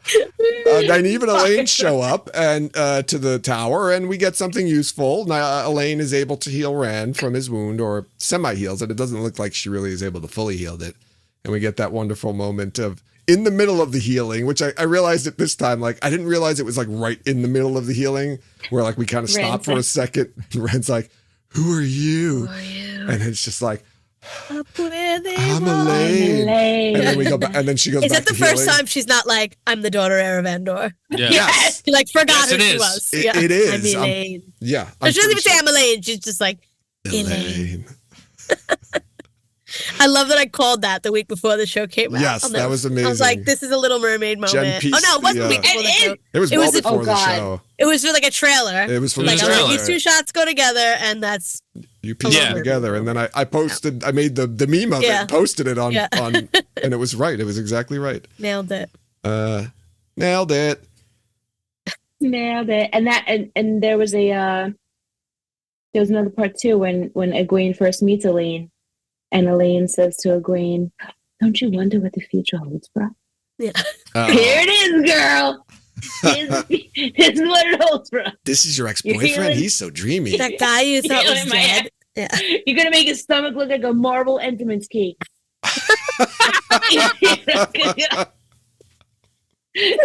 Thanks. Yum. Just when I thought he couldn't get yummier. Now he's yummy, yes. Oh my God. Can we talk a little bit about Moiraine and Lan's, the little escapade that they have off to the side, right? When Moraine's doing her thing where she's attacking the boat, which breaks the shield off Rand. And Seanchan just appear out of nowhere. I don't know what those Seanchan, where they came from, but... this pissed me off. This pissed me off. I don't mind. I mean, I have no idea where they came from, but I get it. It's cool. They were Lan like kills patrolling them. the beach. Yeah, they must have been. Lan kills them. They're probably coming back from a patrol or something. He's catching arrows. Yes, he caught arrows. So then he caught 2 arrows. So then where the fuck did the guy go after that? He's just like, oh, he caught 2 arrows. He's gonna catch all of them. I might as well just leave the cliff. Like, where does he go after that? Well, the best part is, I feel like the best part of this is it's not even that. He tells Moiraine, right? I don't remember seeing any Seanchan run away. But he killed them all. I know. He says he tells Moiraine that they've retreated, and I'm like, oh, is that what he calls? Is that what he says when he kills them all? Like they retreated. They retreated from life, Moiraine, because I've murdered. Is that how he says I've killed them? They've all retreated. I was like, I didn't see anyone running, but I do see a bunch of dead Seanchan lying on the ground. Maybe that's where the archer went. He went to run away. He retreated. The only guy that ran away. No, I think he was talking about the boat. Somebody said that. I think he was talking about the boats. Even though the boats also were retreating, they were just burning. But Moiraine was staring at the boats. Like he didn't need to say that. I think he's like, "Stop, we're good." I think she was deep in it, man. She was just in it, and that was like him shaking her out, like stop. Enough. Stop beating on them. They're running away. I like my theory better. That's just how he says. This is what he says when he kills people. Moiraine. He's like, those Trollocs over there, they've retreated. No, I just murdered them all. Trollocs, they retreated. Yeah. I like that. I don't know. I was watching it. I was like, wait, I never remember seeing any Seanchan running. You just killed them all. That was the only thing that didn't leave my head.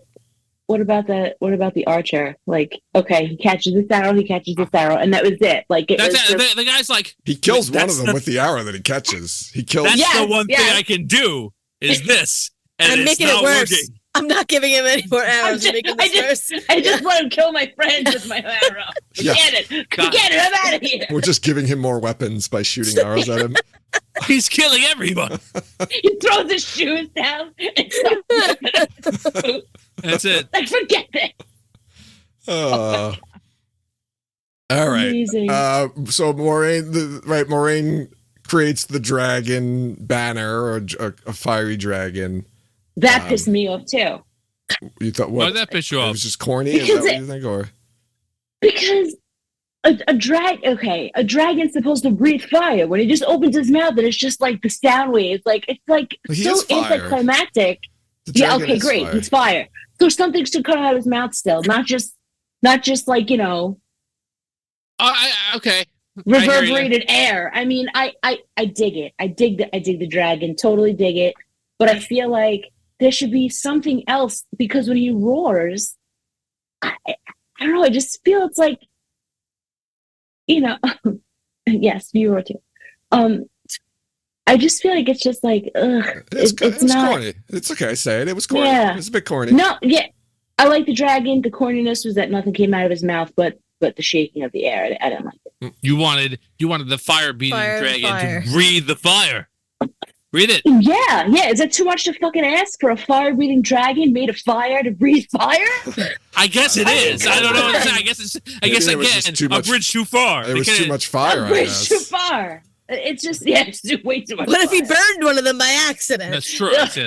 Marine's like, I'm very far away. I don't know exactly. I'm just gonna have it scream. Okay.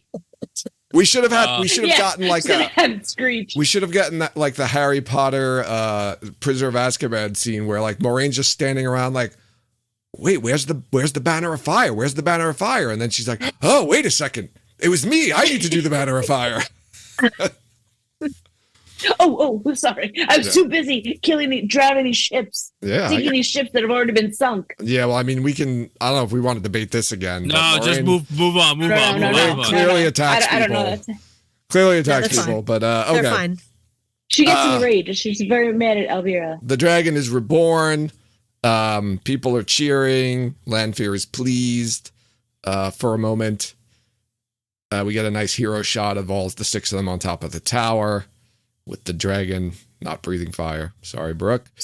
Thank you. Neither of them. So Lanfear's work is done, almost. It's time for her to retreat now and collect those seals and bring them to Beldomen to be. Before you start the next part, Lanfear walking with her hands in her pockets. Yes, that's extremely dangerous.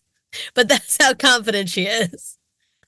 How is that? If you walk with your hands in your pockets and you trip, you can fall on your face and hurt yourself. You can't walk with your hands in your pockets. What on earth are you talking about? You can't walk with your hands in your pockets. That's what I'm talking about.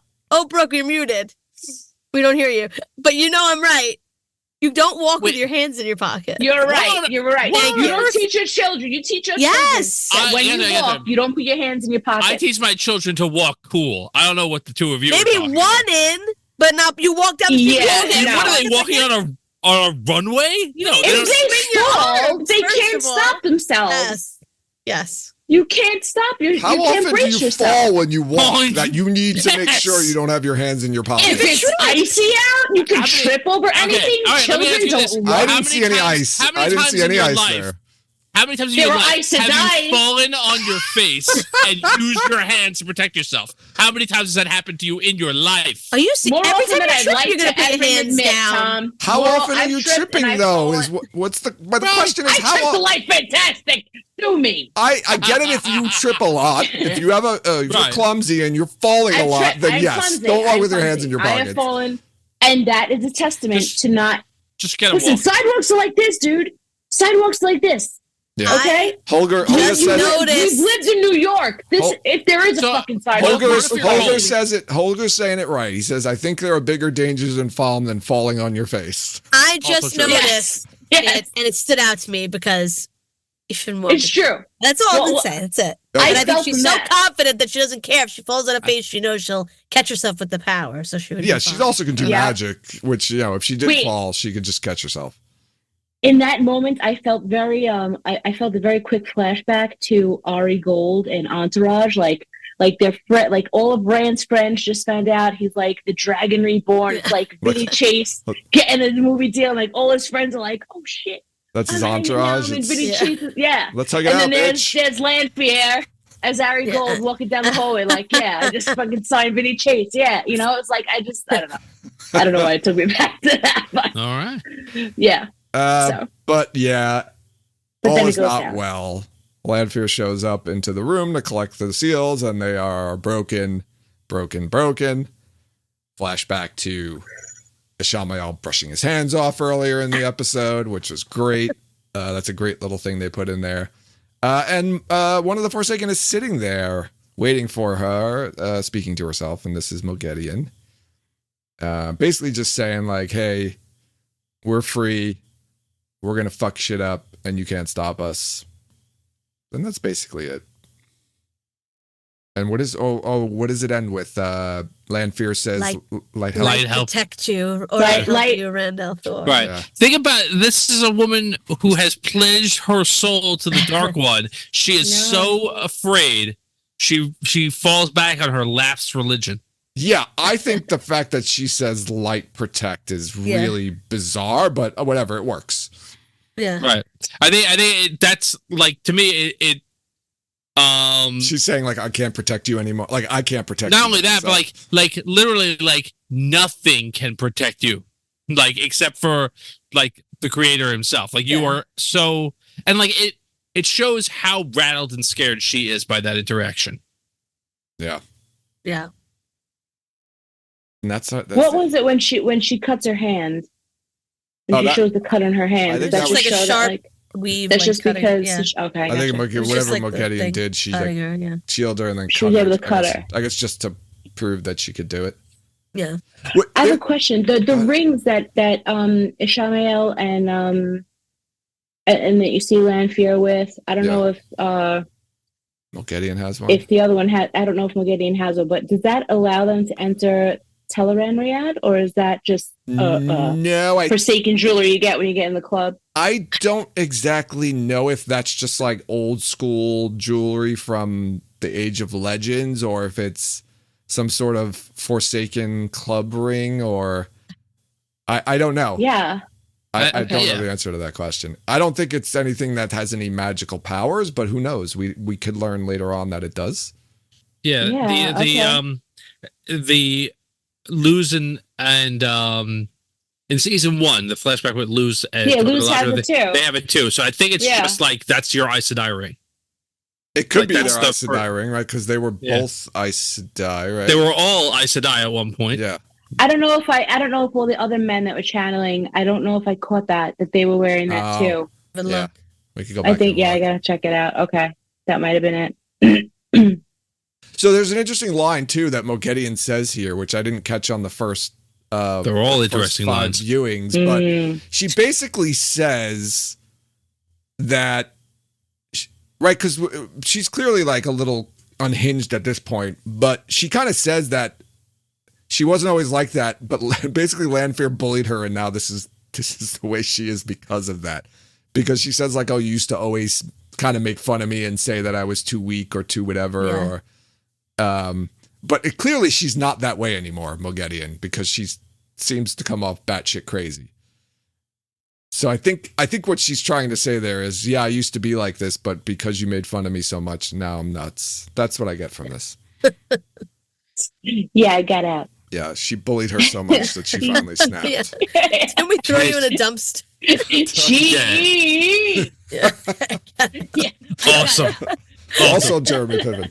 There's a lot of Jeremy Piven lines tonight. I love Jeremy Piven. Yeah. Oh my God. That's such a great line. Yeah. That's such a great line of delivery. Didn't we throw you to dumpster once? Yeah, I got out. As if he should have been in that dumpster still for all these years. Oh boy. All right. Brooke, I forgot to tell you. So what we've been doing at the end of each of these is we're rating these episodes on a 5-star scale. So Jen or Tom, can you take the rating since Brendan's not here? Can you write them down? I'll do it. Okay. Yeah. Thank you, Jen. So Tom, do you want to start on a scale of 1 to 5? Ooh, I never get to start. Sure.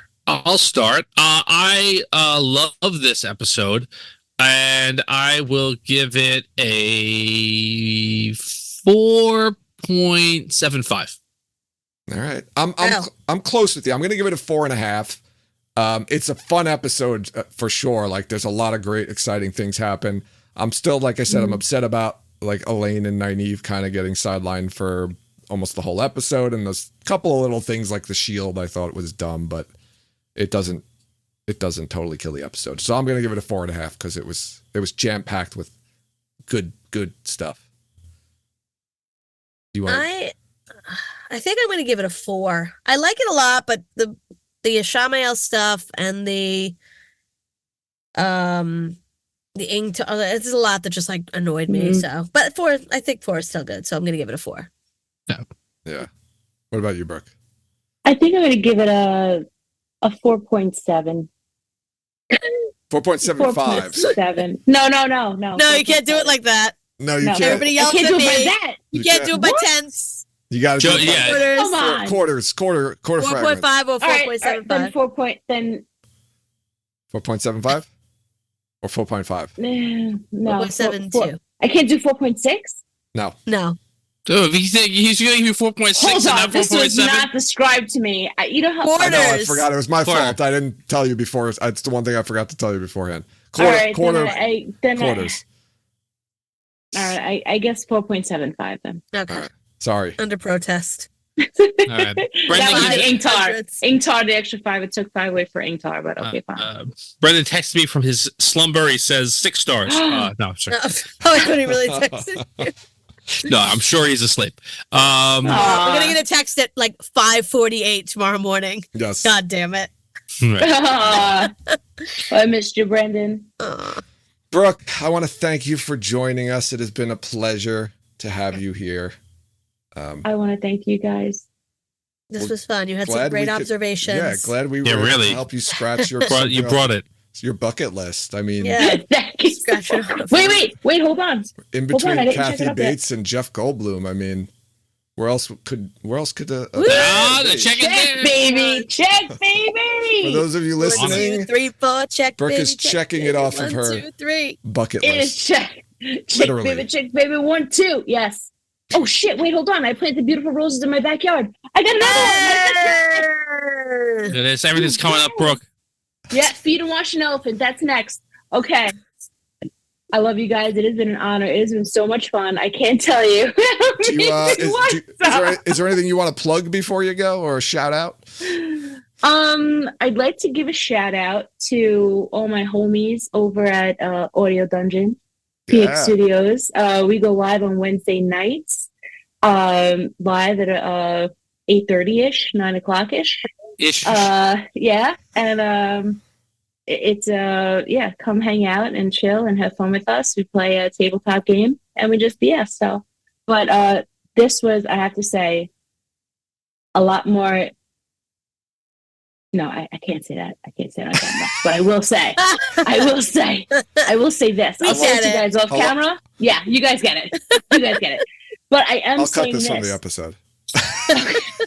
No, I will not live in fear, Joseph Perry. I absolutely really had an amazing time. I had a blast, and this is not exactly. It exceeded my expectations on how much fun I would have with you guys. I love hanging out with you guys IRL, and it was even more fun talking about something that we all enjoy. See you next week too, right? Oh, this weekend. Well, see you. See you this weekend. 2 days. See you in a couple of days. I'll see you this weekend. Oh my God, That's we're all it. going to be together. Yeah. Can't wait. We'll take a picture and post it in Discord.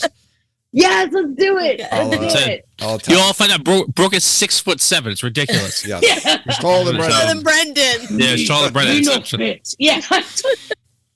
Now we have to take a picture of me standing on a stool Yeah, next well- to Brendan Yes. with Haggard Forced perspective. hair, with Yeah. Haggard's cloak and hair, and handing Brendan an owl. That's We'll all just kneel down and we won't show it, and you'll just tower over us. I don't have to. all right. Perfect. Okay, that's true. Have a good night, Brooke. I love you guys. Thanks for Bye, coming. bro. Too. This Thanks was for awesome. coming.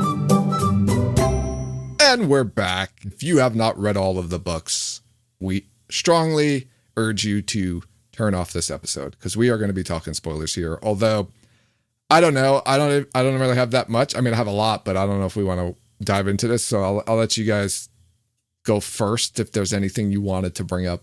Tom, you mentioned something specifically that you wanted to bring up. Yeah.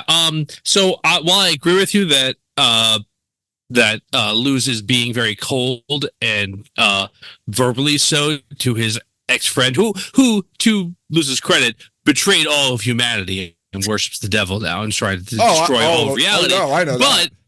But if he kills him before he imprisons the Dark One, then the Dark One may have a chance to reincarnate him, and Luz won't have a complete victory. He has to do it this way. It's cruel to do it, but he has to do it this way. He has to imprison him so he's incapable of being reincarnated by the Dark One before the Dark One's in prison. Oh yeah, no, I know why he has to do it. I'm just saying in this. We couldn't say that at the beginning, so I'm saying it now. If you never read the books and you were just watching this, it comes off very pro Ishamael and Tom Luz. How about this hot take? Luz isn't that great. Yes, also true. And we don't know on the show about reincarnation, as a tool by the Dark One yet. No, and I don't know if we're going to get it. That'll be an interesting thing to find out. Is Ishamael dead? Is he going to come back as Moradin? We don't know. If he does come back as Moradin, will he be Faris, or will there be a new actor? We don't know. I don't know either. Yeah. All right, that's the only thing I really had. We talked about a lot of the other stuff last time. I don't know if we want to talk about the Ascenderai or Matt's connection to the dagger. If you want us to talk about all that stuff, listen to the first time we did this. Yeah. Jen, you talked about the bond and the releasing. I think we discussed that already. I like that idea. I like that thought that I wish that we would have. If that's the case, while I love the idea of that and it explains a lot, again, I wish we would have gotten like a definitive or something that hinted to that where Moraine says, in the speech, she says something about, I cut the bond, by the way. Like it's never, right. It's just very vaguely mentioned and confusing, and they never really are clear about that. That's a lot of stuff in this show, I feel like, because we're like, oh, it probably was this. And then we're like, oh, that makes sense. Okay, that makes it better. But like, that's not in the show. That's just like what we think happened and what we like conjecture from knowing what, I don't know. Trying to see if I have anything else. Yeah, Ingtar, like, at what point was there a scene? Do you think that like in the middle of that scene, like he's talking to Perrin in the alley and then he says something to Perrin, like at that point before he runs out? I don't know. Like, it's just so stupid. It just doesn't make any sense to me. It's just dumb. Like, why even kill him? I guess they already had it filmed and they assumed. Yeah, it's edited out. It's not like that was filmed. That wasn't like cut before they filmed it. That was just like they didn't. In the edit for the show, like it's similar to whatever it was, episode 2 or 3. Like there's stuff in the beginning that like leads into Ingtar being a dark friend that's not picked up on enough. They cut that storyline out probably for time purposes, and I think there has to be a scene that's also cut of them getting the horn. One little scene, not the whole process of how they did everything, but like. Lanfear should know that Ingtar is a dark friend. So, like, I feel like they spoke or something, or, like, there just has to be something else there, especially in the not the flashback, the last time on, they're like, oh, he's got a room of curiosities. We're going to get this thing. And, like, That was it. That's why they had to put that there, because I know, so because they just show up. But like, there's such a build up to it. Why did they even put all the other scenes then of like them? I don't know. It's just like they just like, and Massima just appears out of nowhere. Like literally, no idea. No explanation to what Massima's doing there, how he got there. No, so like he's looking at him at the end, and it's like we're like, oh my god, Massima's getting ideas right now, and it's like literally no clue anyone's having. Like, why are we closing up on this guy? Like, I would say this though, like Mishima has that presence in the books too. He's not a character until he's a character. Like he's just a guy. No, he hates Rand. Yeah, but he hates Rand. The difference between Mishima and he doesn't know Rand in this. He never met Rand. Yeah, that's the first time he's met Rand, is him looking at him from afar. He's this big on the top of the So yeah, but everybody else is this big. He's so much taller that he's this big. So he'd have no opinion about Rand, but it's not even that. It's not even that Mishima's.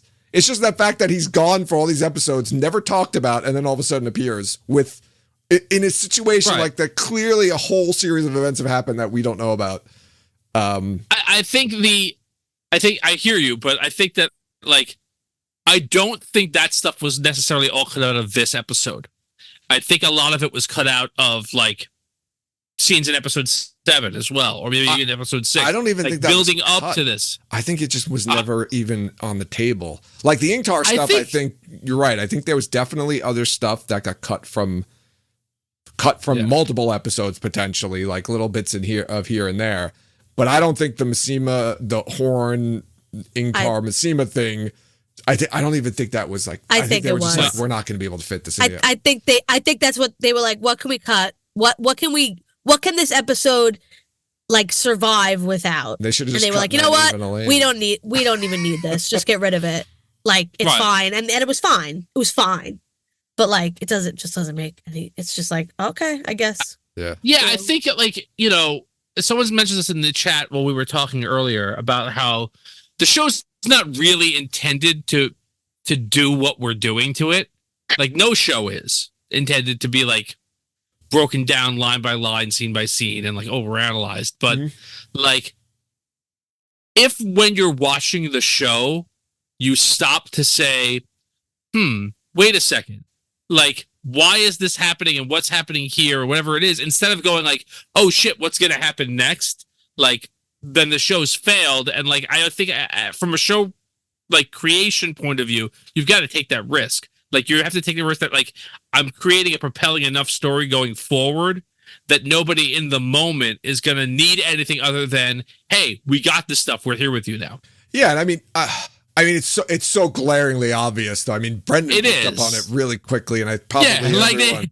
It's just so, and I'm not even that's just. They should have come out of an elevator. That's that's kind of funny that they did that. That they're just all of a sudden what the fuck? What are these people doing here? How'd they get here? And they literally explain it away in a sentence. It's that part is kind of comical. The whole Ingtar part is just it's very weak.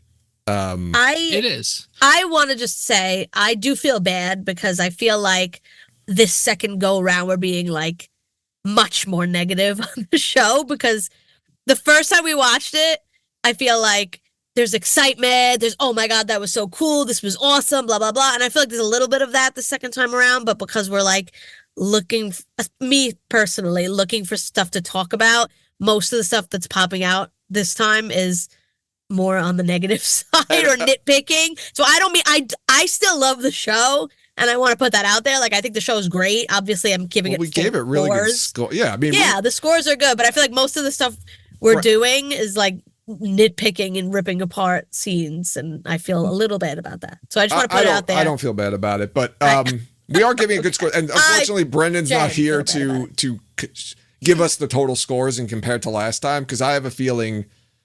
I'm pretty sure that I rated it more this time around than I did higher this time around than the first time around. I don't know. I'm around the same. I think I've rated some episodes higher and some lower. Yeah. But I agree with you, Jen. I think, I agree. I think that we've spent a lot of time talking about things that bothered us or things we didn't like about particular episodes. But overall, we still really like the show. Yes. I think the ratings show that. They still bother us. There are things that I think I've gotten over and that don't bother me as much anymore. But there are still things that I'm I don't understand why they made the choices. They could have made other choices that just make more sense and aren't more oh, now we have to spend more time on this, or now we have to spend more money because we're putting more VFX. It's just some of the choices just didn't make sense to me.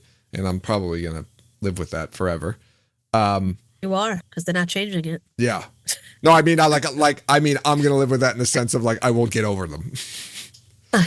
Not that they're going to change them for me, although that would be pretty cool if they could. He's going to be on his deathbed like, Sarah, I hate Lan's storyline in season 2. Yeah. We're going to have to... She'll be like, I know. We're going to have to... Since we weren't able to review the scores, we'll have to do it at another time, I think. Maybe we'll post them somewhere. Guess we'll have to have Brendan back. Just to review the scores. Or he can send them to us and we can talk about them on our next episode. Whatever. Well, when he shows up tomorrow night, he can talk about it by himself. Yeah.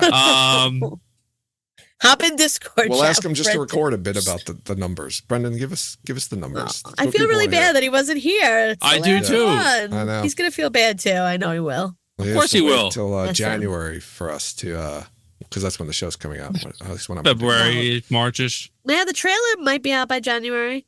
I think it will be. I think you're. Yeah. We have to have Brendan back. We can have Brendan back for the trailer episode. I think we did talk. Did we do it? We did. Yeah. We did. We had him back for a trailer episode. Yeah. Okay, so we'll do that again.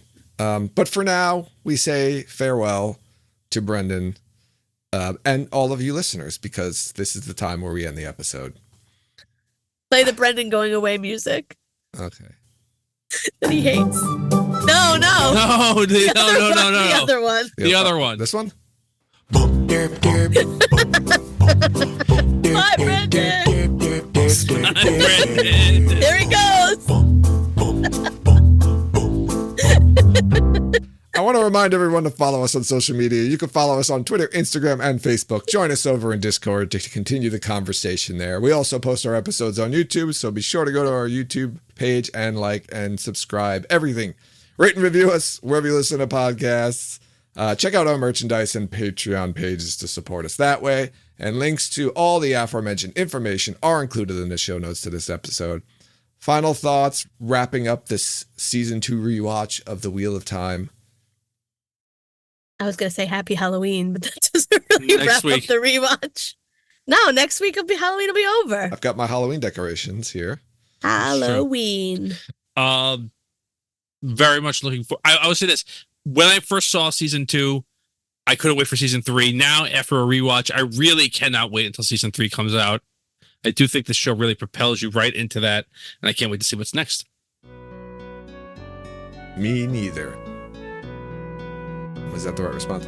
Thanks, everyone, for listening, and you'll hear us next time.